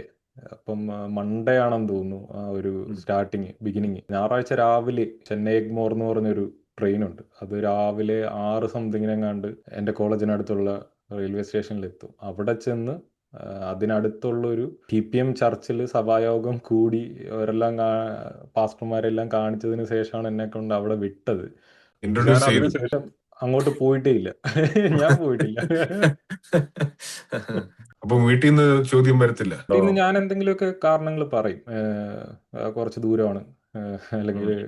ആകെ കിട്ടുന്നൊരു ദിവസമാണ്, ഉറങ്ങി എണീറ്റ് പഠിച്ചിട്ട് കിടന്നു, അങ്ങനെ ഇങ്ങനെ എന്തെങ്കിലുമൊക്കെ പറഞ്ഞിട്ട് നമ്മളത് അവോയ്ഡ് ചെയ്യും. അപ്പോൾ അതുകൊണ്ട് അത്ര പ്രഷറില്ല. പിന്നെ എൻ്റെ ഫാദറിനെ സംബന്ധിച്ചിടത്തോളം പുള്ളി കുറച്ച് ലിബറലാണ്. പുള്ളിക്കാരൻ TPM കാരനാണെങ്കിൽ തന്നെയും എക്സ്ട്രീമായിട്ട് ഈ തല്ലിപ്പഴിപ്പിച്ചുള്ള ദൈവഭയം അങ്ങനെയുള്ള കാര്യങ്ങളൊന്നും പുള്ളിക്കാരൻ്റെ ഭാഗത്തുനിന്നും ഉണ്ടായിട്ടില്ല. ഈവൻ ഇപ്പോഴാണെങ്കിൽ പോലും എൻ്റെ അടുത്ത് ഒന്നും ചോദിച്ചിട്ട് പോലുമില്ല. ഞാൻ ജസ്റ്റ് അവൻ സംസാരിക്കുന്നു, അവന് ശരിയെന്ന് തോന്നുന്നു, അവൻ സംസാരിക്കുന്നു എന്നൊരു കാഴ്ചപ്പാടാണ് ഇപ്പോൾ. ഉം. തുടക്കത്തിൽ അങ്ങനെ ആയിരുന്നില്ല. പക്ഷെ പുള്ളി കുറച്ച് ലിബറൽ ആയിരുന്നു, ഉം. നല്ല രീതിയിൽ. അമിതമായിട്ട് ഈ തല്ലിപ്പഴിപ്പിച്ച് പിള്ളേരെ ഇങ്ങനെ കൊണ്ടുപോയിട്ടും കാര്യമില്ല. ഞാനിപ്പോഴും സ്നാനപ്പെട്ടിട്ടില്ല. അതിൻ്റെ കാരണവും ഫാദർ തന്നെയാണ്. കാരണം ഞാൻ ഈ പറഞ്ഞ 17 വയസ്സ് വരെയൊക്കെ അതിൽ നിന്നിട്ടും സ്നാനപ്പെട്ടില്ല എന്ന് പറയുമ്പോഴത്തേന് എന്തോ ഒരു അത്ഭുതമാണ്. സാധാരണഗതിയിൽ 14, 15, 16 സ്നാനപ്പെട്ട് കഴിഞ്ഞു ഉം. ഒട്ടുമിക്ക ആൾക്കാർ. പുള്ളിക്കാരൻ അന്നും പറയുന്ന ഒരു കാര്യം എന്ന് പറഞ്ഞു കഴിഞ്ഞാൽ, അത് അവൻ വളർന്നിട്ട് അവന് തന്നെ തോന്നുന്ന ഒരു സമയത്ത് അവൻ സ്നാനപ്പെട്ടാൽ മതി എന്നായിരുന്നു പുള്ളി പറയുന്നത്. അപ്പോൾ പുള്ളിയുടെ ഉം. ഭാഗത്തുനിന്ന് ഭയങ്കര പ്രഷറൊന്നുമില്ല. ഇപ്പം ഫാദർ ഉം. അങ്ങനെ ഒരു സ്റ്റാൻഡിൽ നിൽക്കുമ്പം ബാക്കി ആർക്കും അത്രയും പ്രഷർ ചെയ്യാൻ പറ്റത്തില്ല. ഉം. എനിക്ക് തോന്നുന്നു ഈ കാര്യം പറഞ്ഞു കഴിയുമ്പോഴത്തേനും എല്ലാവരും ഇപ്പം ഫാദറിന്റെ എതിരെ തിരിയുമെന്ന് തോന്നുന്നു. ദൈവവൈത്തിൽ വളർത്തിയില്ല, അതുകൊണ്ടാണ് ഞാൻ ഇങ്ങനെ പോയതെന്ന്. അല്ല, എനിക്ക് ഓർമ്മയുണ്ട്, എന്റെയൊക്കെ 15-ാമത്തെ വയസ്സാകുമ്പോഴത്തേക്കിന് പിന്നെ ചർച്ചിൽ പ്രഷറാണ്. ചോദ്യമാണ്. അപ്പൊ സ്നാനം എന്നാ അതെ, പറയുന്നത്? സ്നാനം ഭയങ്കര ഒരു പ്രഷറാ. പിന്നെ പിയർ പ്രഷറും ഉണ്ട്. കാരണം നമ്മുടെ ഒരു ഫ്രണ്ട് സ്നാനപ്പെടുന്നു, അപ്പൊ നീ എന്താ സ്നാനപ്പെടാത്തെ? അങ്ങനെയുള്ള വളരെ ചോദ്യങ്ങളൊക്കെ അന്ന് ആ സമയത്ത് വന്നു. അപ്പൊ എല്ലാരും ചെയ്യുന്നു, അപ്പൊ നമുക്കും അതെ. മുങ്ങാം എന്നുള്ള ഒരു ഇതിലാ ഞാൻ സ്നാനപ്പെട്ടത്. എനിക്ക് അവിടെ പ്രധാനപ്പെട്ട ഒരു കാര്യം പറയണ്ട. ഞാൻ എവിടെയോ പറഞ്ഞു പോയിട്ടുണ്ട്. ഒത്തിരി പ്രിവിലേജ് ഉണ്ടായിരുന്നു എനിക്ക്. ഇപ്പൊ എൻ്റെ ഫാമിലി ആണെങ്കിൽ തന്നെ ആ ഒരു ചർച്ചിൽ കുറച്ച് വലുതായി കാണുന്ന ഒരു ഫാമിലിയാണ്. ഉണ്ടല്ലോ ഇതിനകത്ത് ആ ഒരു സിസ്റ്റം നിലനിൽക്കുന്നത് കൃത്യമായിട്ട് നീലിന് ഞാൻ പറയാതെ തന്നെ അറിയാം. ഇപ്പൊ ഇന്ന ഉം. കുടുംബത്തിലെ ആണെങ്കിൽ അമിതമായിട്ടൊന്നും പറയത്തില്ല. അപ്പൊ അങ്ങനെ അങ്ങനെ കുറെ പ്രിവിലേജുകളുണ്ട്. അപ്പം ഈ ബാക്കി വിശ്വാസികൾക്ക് അനാവശ്യമായി വന്ന് നമ്മുടെ തലയിൽ കയറാൻ സാധിക്കത്തില്ല. ഇപ്പം നേരെ മറിച്ചിട്ട് ഒരു പിന്നോക്ക വിഭാഗത്തിൽ നിന്ന് കൺവെർട്ടായി വന്നൊരു വ്യക്തിയാണെങ്കിൽ എല്ലാവർക്കും അവരുടെ തലയിൽ കയറാം. ഉം. അറിയാലോ, ഞാൻ പറഞ്ഞു ഉം. തരേണ്ട കാര്യമില്ല. പിന്നെ ഉം. സാമ്പത്തികമായിട്ട് പിന്നോക്കം നിൽക്കുന്നവരാണെങ്കിൽ, കാരണം ഉം. ഇവരെന്തെങ്കിലുമൊക്കെ സഹായിക്കുന്നുണ്ടായിരിക്കും. അപ്പോൾ ഉം. ഇവരെല്ലാം, ബാക്കിയുള്ള വിശ്വാസികളെല്ലാം വിചാരിക്കുന്നത് ഇവർ നമ്മുടെ അടിമയാണെന്നാണ്. അപ്പോൾ ഉം. അവരുടെ മക്കളുടെ മണ്ടയ്ക്കൊക്കെ കയറുന്ന കയറ്റം കാണണം. ഈ സാമ്പത്തികമായിട്ട് പിന്നോക്കം നിൽക്കുന്നവരെ, ഉം. പിന്നെ ജാതീയമായിട്ടുള്ള പ്രശ്നങ്ങളുള്ളവർ, അവരുടെയൊക്കെ മക്കൾ അനുഭവിക്കുന്ന ടോർച്ചർ എന്ന് പറഞ്ഞാൽ കഷ്ടകാലമാണ് അവർക്കൊക്കെ. അപ്പം ഇങ്ങനെയുള്ള കുറേ പ്രിവിലേജുകളുള്ള കാരണം എല്ലാവർക്കും മറ്റ് പലരും അനുഭവിക്കുന്ന പോലെ അത്രയും എക്സ്ട്രീമിറ്റി ഇല്ലായിരുന്നു. അതിൻ്റെ കൂടെ തന്നെ എൻ്റെ ഫാദർ ആണെങ്കിൽ ഇപ്പോൾ പല ആൾക്കാരൊക്കെ ചോദിച്ചു വന്നിട്ടുണ്ട്. ഞാൻ തന്നെ അത് എടുത്തു പറയാനുള്ള കാരണം എന്ന് പറഞ്ഞാൽ, അതേപോലെ ആരോ എൻ്റെ അടുത്ത് ചോദിക്കാൻ വന്നപ്പോഴേക്കും ഫാദറാണ് അതിന് മറുപടി കൊടുത്തത്. പുള്ളി പറഞ്ഞത് അവന് ഒരു പ്രായമാകുമ്പോൾ സുബോധത്തോടുകൂടി ചിന്തിച്ചിട്ട് സ്നാനം എടുത്താൽ മതി എന്നാണ് പുള്ളി പറഞ്ഞത്. അപ്പോൾ അത് ശരി. പുള്ളിയുടെ ഒരു ലിബറൽ മൈൻഡ് സെറ്റ് ആയതുകൊണ്ട് എനിക്ക് അത്ര പലപ്പോഴും പല ആളുകളും എന്നെ വിളിച്ച് സംസാരിക്കുമ്പോൾ ഞാൻ ചിന്തിക്കാറുണ്ട്, "ഓ, ഇത്രയും കഷ്ടപ്പാട് എനിക്ക് അനുഭവിക്കേണ്ടി വന്നിട്ടില്ല" എന്ന് ചിന്തിക്കാറുണ്ട്. അപ്പോൾ കോളേജ് പഠനമൊക്കെ കഴിഞ്ഞു, തിരിച്ച് വീട്ടിലേക്ക് എത്തി. ഫാമിലിയോട് ഇത് വെളിപ്പെടുത്തിയോ? എങ്ങനെ ആ ഒരു സിറ്റുവേഷൻ ഉണ്ടായത്? ഞാൻ ഇങ്ങനെ അധികം സംസാരിക്കത്തില്ലെങ്കിൽ പോലും എൻ്റെ ഒരു നേച്ചർ എന്ന് പറഞ്ഞു കഴിഞ്ഞാൽ, ഒരു കാര്യത്തോട് എനിക്ക് വിയോജിപ്പായി കഴിഞ്ഞാൽ എനിക്ക് പിന്നെ ഒരിക്കലും അതിനെ ടോളറേറ്റ് ചെയ്തുകൊണ്ട് പോകാൻ സാധിക്കത്തില്ല. ഇപ്പം എനിക്കൊരു വ്യക്തി ഇഷ്ടമല്ലെങ്കിൽ എനിക്ക് ഇഷ്ടമല്ല, ഞാനത് പ്രകടിപ്പിക്കും. ഞാനങ്ങനെ എനിക്ക് ഡിപ്ലോമസി അറിയില്ല, തീരെ അറിയാത്തൊരു കാര്യം കൂടിയാണ്. അപ്പം ഉള്ളിൽ എനിക്കൊരു തെറ്റാണെന്ന് തോന്നിക്കഴിഞ്ഞാൽ പിന്നെ എനിക്കത് തുടരാൻ വല്ലാത്ത ബുദ്ധിമുട്ട്, ഭയങ്കര ശ്വാസമുട്ടലാണ് എനിക്ക്. അന്നേരം ഇതൊക്കെ ഏകദേശം 2018 വല്ലതും ആയിരിക്കണം. ആ ഒരു ടൈമിൽ ഞാൻ നാട്ടിൽ വന്നു. നാട്ടിൽ നിൽക്കുന്ന സമയത്ത് ഈ ഒരു ഇയർ എൻഡിങ് മീറ്റിംഗ്സ് നടക്കുന്ന സമയമാണ്. അപ്പം അതിൻ്റെ ഒരാഴ്ചത്തെ ശുദ്ധീകരണ മീറ്റിംഗ് എന്നൊക്കെ പറഞ്ഞുണ്ടാകാറുണ്ട്. അപ്പോൾ ഒരു ദിവസം കണ്ട് ഞാൻ പോയി. പിന്നീട് പിറ്റേ ദിവസം ആയപ്പോഴത്തേന് ഞാൻ പറഞ്ഞു പോകാനായിട്ട്. ഇവരെല്ലാം റെഡി ആവുകയാണ്, രാത്രി 6 മണി 7 മണി സംതിങ്. ആ ഒരു സമയത്ത് നീ വരുന്നില്ലെന്ന് ചോദിച്ചു. ഞാൻ റെഡി ആകുന്നില്ല. നീ വരുന്നില്ല? ഞാൻ പറഞ്ഞു ഞാൻ വരുന്നില്ല എന്ന് പറഞ്ഞു. അതെന്ത് പറ്റി? ഞാൻ പറഞ്ഞു നിങ്ങൾ പോയിട്ട് വന്നിട്ട്, കാരണം ഇവർ പോകാൻ പോവില്ല. അന്നേരം വെറുതെ ഒരു സീനാക്കണ്ടെന്ന് വിചാരിച്ചിട്ട് ഞാൻ പറഞ്ഞു നിങ്ങൾ പോയിട്ട് വന്നിട്ട് ഞാൻ സംസാരിക്കാന്ന് പറഞ്ഞു. അവർ പോയി തിരിച്ചു വന്ന് എന്ത് പറ്റിയും ചോദിച്ചപ്പോൾ ഞാൻ പറഞ്ഞു എനിക്ക് ഈ സാധനത്തിൽ വിശ്വാസ്യത തോന്നുന്നില്ല, ഈ ഒരു ദൈവം എന്ന സങ്കല്പത്തിൽ എനിക്ക് വിശ്വാസമില്ല, അപ്പം ഇനി ഞാൻ വരുന്നില്ല എന്ന് പറഞ്ഞു. അങ്ങനെ ഞാൻ ഓപ്പൺലി സംസാരിക്കുകയായിരുന്നു. എനിക്ക് ഭയങ്കര ബുദ്ധിമുട്ടാണ് ഈ ഉം, ഒരു കാര്യം തെറ്റാണെന്ന് തോന്നിക്കഴിഞ്ഞാൽ പിന്നെ എനിക്കത് പറ്റില്ല. ഉം, ഇങ്ങനെ ഒളിപ്പിച്ച് വെച്ച് അങ്ങനെ നടക്കാൻ പറ്റത്തില്ല. അതിനുശേഷം ഇപ്പോഴും ഞാൻ റെസ്പെക്ട് ചെയ്യുന്ന ഒരു പാസ്റ്റർ ഉണ്ട്. പുള്ളി അതൊരു വ്യക്തി എന്ന നിലയിലാണ്, ഒരു പാസ്റ്റർ എന്ന നിലയിലല്ല. അത് വീട്ടുകാർക്കും അറിയാം. ഈവൻ ഇനി ഞാൻ നാട്ടിൽ പോയാൽ പോലും പുള്ളിക്ക് ഒരു പ്രശ്നമില്ലെങ്കിൽ, എനിക്കറിയില്ല ഞാൻ പുള്ളിയെ പോയി കണ്ടു കഴിഞ്ഞാൽ TPMന്റെ ഒരു രീതി വെച്ചിട്ട് പുള്ളിക്ക് എന്തെങ്കിലും പ്രശ്നങ്ങൾ ഉണ്ടാകുമോ എന്ന്. പക്ഷേ പുള്ളിക്കൊരു പ്രശ്നമില്ലെങ്കിൽ ഞാൻ വീണ്ടും പോയി കാണാൻ ആഗ്രഹിക്കുന്ന ഒരു വ്യക്തി തന്നെയാണ്. അപ്പം അത്രയും ഒരു ആത്മബന്ധമുള്ള ഇതുകൊണ്ട് അപ്പം വീട്ടുകാർ പിന്നീട് ഒരു ദിവസം പുള്ളി എടുക്കലൊക്കെ കൊണ്ടുപോയി. പുള്ളി എടുക്കലും ഇങ്ങനെ കുറേ കാര്യങ്ങൾ, നീ എന്താ പോവാത്തെ, അങ്ങനെ എങ്ങനെയാണെന്നൊക്കെ ചോദിച്ചപ്പോഴത്തേനും പുള്ളിയോട് തിരിച്ച് കുറച്ച് കാര്യങ്ങൾ ചോദിക്കുമ്പോൾ പുള്ളി പറയുന്നത്, അത് ദൈവത്തിനെ മോനെ നമ്മളങ്ങനെ ചോദ്യം ചെയ്യാൻ പാടില്ല, അങ്ങനെ ഉത്തരങ്ങളില്ല, ദൈവത്തിനെ ചോദ്യം ചെയ്യാൻ പാടില്ല, അവിടെ വന്ന് എത്തി നിൽക്കുകയാണ്. അപ്പം എനിക്കത് പറ്റത്തില്ല, എനിക്ക് ഉത്തരം വേണം. അവിടെയും പുള്ളിക്ക് കൃത്യമായിട്ടൊന്നും ഉത്തരങ്ങൾ തരാനില്ലായിരുന്നു. പുള്ളി എൻ്റെ അടുക്കേ പറയാം, നീ ഒരു കാര്യം ചെയ്യും, ഏതായാലും നീ വീട്ടിൽ വന്ന് നിൽക്കുന്ന സമയമല്ലേ, ഇപ്പോൾ ഫ്രീ അല്ലേ, ഒരു ശനിയാഴ്ചയാണ് പുള്ളിയെ പോയി കണ്ടത്, നാളെ എന്തായാലും നീ സഭായോഗത്തിന് പോകും. ഞാൻ പറഞ്ഞില്ല, എനിക്ക് പോകാൻ പറ്റത്തില്ല, ഞാനിങ്ങനെ അങ്ങനെയുള്ള കാര്യങ്ങളിൽ ഞാൻ കുറേ ഫിമ്മാണ്. പറ്റില്ല, എനിക്ക് അവിടെ പോയിരിക്കാനും എൻ്റെ സമയം വെറുതെ പാഴാക്കി കളയാനും എനിക്ക് പറ്റില്ല. അങ്ങനെ അതായിരുന്നു ഒരു അവസാനം. അതിനുശേഷം ഞാൻ പോയിട്ടില്ല. പിന്നീടൊരു പെന്തക്കോസ്റ്റൽ റിലേറ്റഡ് ആയിട്ട് പോയത് എൻ്റെ സിസ്റ്ററിൻ്റെ കല്യാണത്തിനാണ്. അതും അല്ലാതെ ഞാൻ വേറെ ഒരു പരിപാടിക്കും അങ്ങനെ പോയി. പിന്നെ എന്തൊക്കെയോ മരണങ്ങളൊക്കെ ഉണ്ടെങ്കിൽ പോയിട്ടുണ്ട്. പിന്നെ ഉം, അല്ലാതെ അതിൻ്റെ ഇടയ്ക്ക് ചില പാസ്റ്റർമാർ ഈ ഡ്രൈവർമാരില്ലാതെ വരുമ്പം ഉം, ഇടയ്ക്ക് എന്നെ വിളിച്ചുകൊണ്ട് പോകാറുണ്ടായിരുന്നു. അതിനപ്പുറത്തേക്ക് വേറെ ഉം. ഒരു ഇതുമില്ല. അപ്പോൾ ക്ലിയർ ആയിട്ട് അരുൺ ഫാമിലിയിലെ പേരൻസിനോട് പറഞ്ഞു അരുണിന് ദൈവവിശ്വാസമില്ല. അവരുടെ ഇനിഷ്യൽ പ്രതികരണം എങ്ങനെയായിരുന്നു? ഷോക്ക് ആയിരുന്നോ, വിഷമമായിരുന്നോ, എങ്ങനെയായിരുന്നു അരുണിന്റെ ഒരു പെർസ്പെക്റ്റീവില്? എൻ്റെ ഒരു നല്ല വിഷമം സങ്കടം ഉണ്ടായിട്ടുണ്ട് എന്ന കാര്യത്തെ എനിക്കറിയാം. പക്ഷേ നമ്മുടെയും ഒരു മനസാക്ഷി എന്ന് പറയുന്ന ഒരു കാര്യമുണ്ടല്ലോ. മമ്മിയൊക്കെ ഭയങ്കര സാഡായിരുന്നു. എൻ്റെ മോൻ ഇങ്ങനെ ആയി പോയി എന്നൊരു ചിന്താഗതി വരുമല്ലോ. ഉം, മമ്മിയെക്കുറിച്ച് പറയുകയാണെങ്കിൽ മമ്മി ഭയങ്കര ആത്മാഭിഷേകവും സഭയിൽ പ്രവചിക്കുന്ന ആളൊക്കെയാണ്. പ്രവചിക്കുക എന്ന് പറഞ്ഞു കഴിഞ്ഞാൽ TPMലെ പ്രവചനം കംപ്ലീറ്റ്ലി ഡിഫറെൻ്റ് ആണല്ലോ. മറ്റേ ഭാവിയെക്കുറിച്ച് പറയുകയല്ലല്ലോ. പെണ്ണീലിന് അറിയാമെന്ന് തോന്നുന്നു. yeah, yes. ബാക്കിയുള്ളിടത്തെ ഞാൻ മറ്റേ പ്രവചനം കണ്ടിട്ടുള്ളൂ, നിങ്ങളുടെ ഭാവിയെക്കുറിച്ച് പറഞ്ഞു തരുന്നത്. ഇതെന്ന് ഉം, പറഞ്ഞാൽ ഉം, നമ്മുടെ പരിശുദ്ധാത്മാഭിഷേകമൊക്കെ കഴിയുമ്പോൾ എന്തെങ്കിലും ഒരു ബൈബിൾ വചനമോ അല്ലെങ്കിൽ എന്തെങ്കിലും നിങ്ങൾ ഭാരപ്പെടേണ്ടതില്ല എന്നൊരു ഉം. വൈഡർ ഓഡിയൻസിന് ആര് കേട്ടാലും വിചാരിക്കും ഇത് എന്നെ കുറിച്ചാണെന്ന് എന്നെ വിചാരിക്കും. കുറിച്ച്. ഉം, അപ്പൊ ഉം, അങ്ങനെ പ്രവചനം കാര്യങ്ങളൊക്കെയുള്ള വ്യക്തിയാണ്. അപ്പൊ പുള്ളിക്കാരിക്ക് നല്ല വിഷമം ഉണ്ടായിരുന്നു. പുള്ളിക്കാരിയുടെ ഭയങ്കര റിയാലിറ്റിയാണ് ഈ ഒരു ദൈവം, വിശ്വാസം, കാര്യങ്ങളെന്നൊക്കെ പറയുന്നത്. പിന്നെ ഫാദറിന്റെ സൈഡിൽ നിന്ന് ഓക്കെ, പ്രഷർ ചെയ്തിട്ടില്ല. എൻ്റെ ഫാദറിന്റെ ഏറ്റവും വലിയൊരു ക്വാളിറ്റി ആയിട്ട് എനിക്ക് തോന്നിയിട്ടുള്ളത്, പുള്ളിക്ക് അതിനെ ഒന്നും മറുത്തു പറയാനോ എന്താണ് വരണം അങ്ങനെ പിടിവാശി അങ്ങനൊന്നും കാണിച്ചിരുന്നില്ല. പിടിവാശിയും കാര്യങ്ങളൊക്കെ ഉണ്ടായത് എൻ്റെ ബാക്കി ഫാമിലിയുടെ സൈഡിൽ നിന്നാണ്, എക്സ്റ്റെൻഡഡ് ഫാമിലിയുടെ സൈഡിൽ നിന്നായിരുന്നു. ഉം, എപ്പോഴും വിളിച്ചിട്ട് ഇത് സാത്താന്യ പോരാട്ടമാണ്, നിന്റെ മണ്ടയ്ക്ക് പിശാചാണ്, ഭൂതമാണ്, ഉം, അങ്ങനെയാണ് ഇങ്ങനെയാണെന്നൊക്കെ പറയുന്നത്. പിന്നെ നമ്മളുടെ വിശ്വാസികൾ ഞാൻ പറഞ്ഞു വിട്ട ആ ഒരു പ്രിവിലേജ് കിടക്കുന്നത് കൊണ്ട് ആർക്കും എൻ്റെ തലയിൽ കയറാൻ പറ്റത്തില്ലായിരുന്നു. കിട്ടുന്ന സാഹചര്യത്തിലൊക്കെ നമ്മൾ ഈ എവിടെയെങ്കിലും ആരുടെയെങ്കിലും കല്യാണങ്ങൾക്കൊക്കെ പോകുമ്പോൾ, നമ്മുടെ നാട്ടിലുള്ള ഒരു കല്യാണത്തിനോ മരണത്തിനോ ഒക്കെ ചെല്ലുമ്പോൾ സർക്കിളിൽ നിന്ന് സംസാരിക്കുകയാണെങ്കിൽ കുത്തുവർത്താനങ്ങളും അവരുടെ ഒരു ചക്കിന് വെച്ച തമാശകളും അങ്ങനെയുള്ള കാര്യങ്ങളിലൂടെയൊക്കെ ഉണ്ടെന്നല്ലാതെ വലിയ രീതിയിൽ ഉം. പ്രശ്നമില്ല. മറ്റേ എക്സ്റ്റൻഡഡ് ഫാമിലിയുടെ കാര്യം പറഞ്ഞല്ലോ. അപ്പം അങ്ങനെ അരുണിന് റിലേഷൻഷിപ്പ് ലൂസ് ആയിട്ടുണ്ടോ? ആ ഒരു സമയത്ത് ഇല്ലായിരുന്നു, കാരണം ഞാനത് പബ്ലിക് ആക്കിയിട്ടില്ലായിരുന്നു. ഓക്കെ. നമ്മുടെ ഫാമിലി കുറച്ച് പേർക്കൊക്കെ അറിയാം. എൻ്റെ എക്സ്റ്റെൻഡഡ് ഫാമിലി അവർക്കറിയാമെന്ന് പറഞ്ഞു കഴിഞ്ഞാൽ എൻ്റെ വീട്ടുകാർ സംസാരിക്കുന്നത് കൊണ്ട് അവർക്കറിയാം. എന്നതിനപ്പുറം നമ്മുടെ മറ്റ് ബന്ധുക്കൾക്കൊന്നും അങ്ങനെ അധികമായിട്ട് അറിയത്തൊന്നുമില്ലായിരുന്നു. ഞാനങ്ങനെ പറയാനും പോയിട്ടൊന്നുമില്ല. ഞാനിങ്ങനെ കൊട്ടിഘോഷിച്ചൊന്നും നടക്കറിയോ ഞാൻ നിരീശ്വരവാദിയാണ്, ചിലരൊക്കെ അത് ചെയ്യാറുള്ളത് ഞാൻ കണ്ടിട്ടുണ്ട്. പക്ഷേ എനിക്കതൊന്നും സ്പെഷ്യലായിട്ട് തോന്നിയില്ല. എൻ്റെ വിശ്വാസം പോയി എന്നെ അതിന് തൃപ്തിപ്പെടുത്തിയില്ല. അതുകൊണ്ട് ആ ഒരു രീതിയിലായിരുന്നു. അതുകൊണ്ട് തന്നെ അവർ ആ ഒരു സമയത്ത് എന്നോടുള്ള സമീപനം എന്ന് പറയുന്നത്, എപ്പോഴും നമ്മളിങ്ങനെ ഉപദേശിക്കുക, നീ ചെയ്യുന്ന തെറ്റാണ്, അതാണ് ഇതാണ്, നമ്മളിങ്ങനെ പ്രഷർ തന്നുകൊണ്ടിരിക്കുക. പോണം പോണം, നീ എവിടെയെങ്കിലും പോയേ പറ്റൂ, വലിയ കല്യാണം വരുമ്പോൾ എന്ത് ചെയ്യും, മരണം വരുമ്പോൾ എന്ത് ചെയ്യും, അപ്പം അങ്ങനെ ഒരു പ്രഷർ ഉണ്ടായിരുന്നു. അല്ലാതെ റിലേഷൻ പോയത് നമുക്ക് ലേറ്റർ പാർട്ടിൽ ഇപ്പോഴത്തെ സ്ഥിതി വരുമ്പോൾ വേണമെങ്കിൽ പറയാം. പക്ഷെ ആ ഒരു സമയത്ത് കുഴപ്പമില്ലായിരുന്നു. അവൻ പഠനമൊക്കെ കഴിഞ്ഞ് തിരിച്ച് കേരളത്തിലേക്ക് വന്നു. അതിനുശേഷം അരുണിന്റെ ജീവിതത്തിൽ എന്താ സംഭവിച്ചത്? അവിടെ കേരളത്തിൽ കുറച്ചു നാൾ നിന്നോ, പിന്നെ ജോലി ചെയ്തോ, എങ്ങനെയായിരുന്നു? കേരളത്തിൽ കുറച്ച് നാൾ നിന്നു. എനിക്ക് ബാക്ക് പേപ്പർ ഉണ്ടായിരുന്നു, സപ്ലി എന്ന് നമ്മൾ പറയുന്ന കൂട്ട് ഒറ്റൊരെണ്ണം കൊണ്ടാണ് ഞാൻ വന്നത്.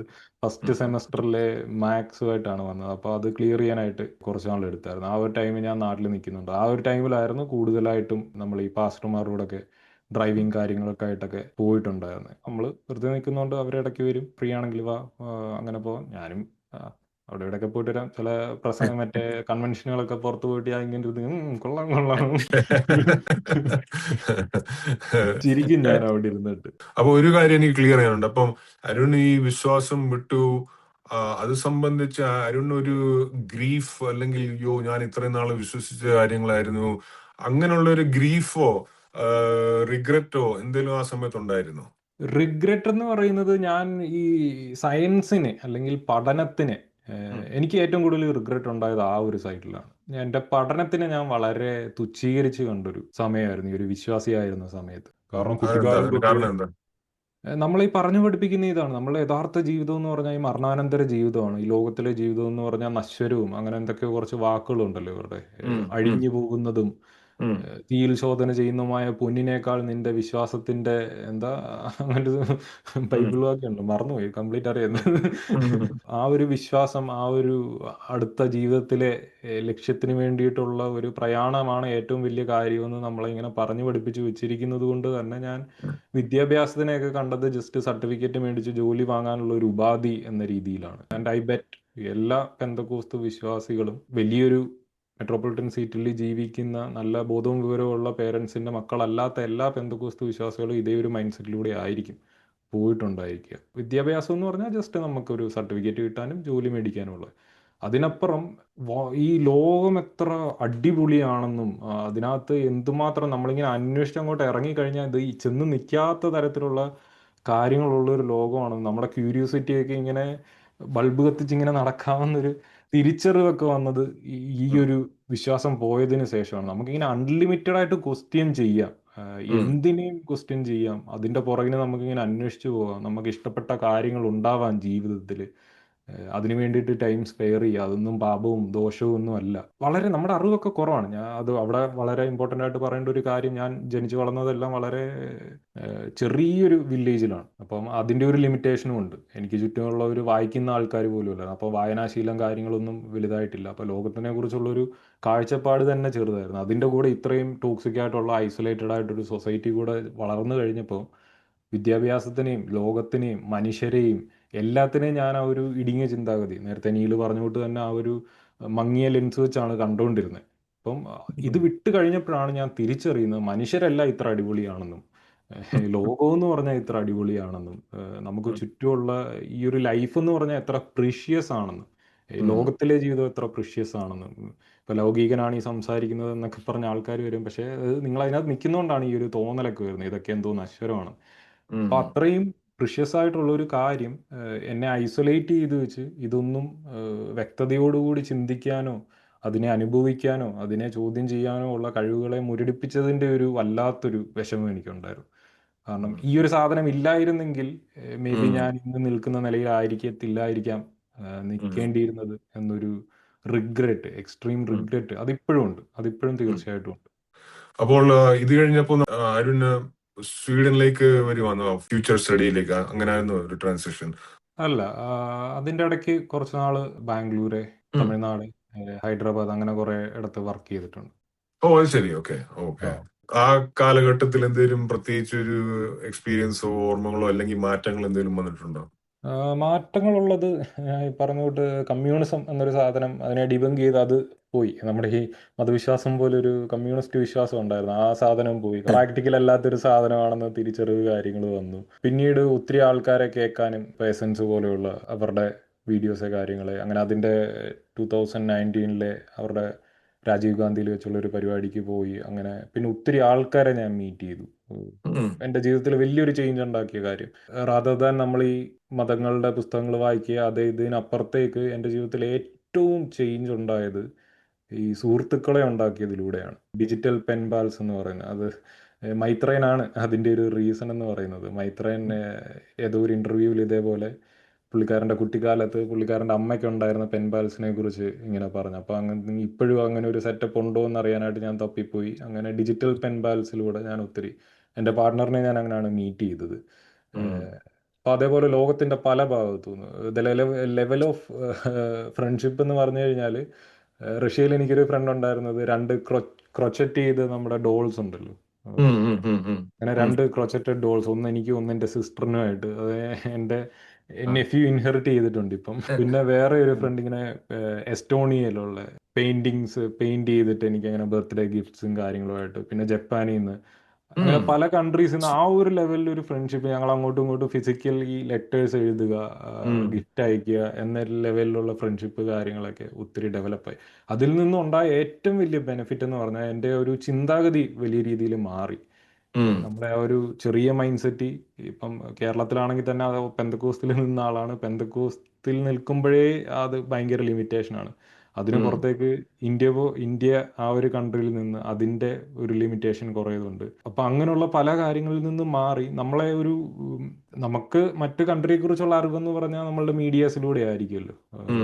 ഇന്റർനെറ്റൊക്കെ അത്രയ്ക്ക് ഭയങ്കര പോപ്പുലർ ആയില്ലെങ്കിൽ അല്ല ആയെങ്കിൽ കൂടി ആ ഒരു സമയത്ത് ഞാൻ ഒരു ഏത്തീസം എന്നൊരു ഇതിലേക്കൊക്കെ എത്തിയെങ്കിൽ കൂടി നമ്മൾക്ക് കുറച്ച് ബയാസ് ഉണ്ട് പല കൺട്രീസിനെ കുറിച്ച്. അവരോടൊക്കെ സംസാരിച്ചു തുടങ്ങിയപ്പോഴാണ് കുറെ കൂടെ വൈഡർ പെർസ്പെക്റ്റീവ്, ഈ ഫെമിനിസത്തിന്റെ ഒക്കെ കുറച്ചുകൂടെ ബെറ്റർ നെക്സ്റ്റ് ലെവലിലേക്കും കാര്യങ്ങളിലേക്കും. ഇപ്പം ഈവൻ ഞാൻ ഫെമിനിസം എന്ന ഐഡിയോളജിയിലൊക്കെ കൃത്യമായിട്ട് ഒരു ഇത് വന്നെങ്കിലും LGBTQ എന്ന ആ ഒരു ഇതിനോടൊക്കെ എനിക്ക് ചെറിയൊരു അതൃപ്തിയൊക്കെ ഉണ്ടായിരുന്നു. പക്ഷെ പിന്നീടാണോ ഇറ്റ് ഈസ് ഫൈൻ, അവരും ജസ്റ്റ് മനുഷ്യരാണ്. അപ്പൊ ഇതെല്ലാം ഒരു ലെയർ ആയിട്ടാണ്. അപ്പൊ ഗ്രാജുവലി വന്നൊരു മാറ്റമാണ്. ആദ്യം മതം പോയതിൽ നിന്നാണ് പിന്നീട് ഓരോ സാധനങ്ങളിൽ മാറ്റങ്ങൾ ഉണ്ടായത്.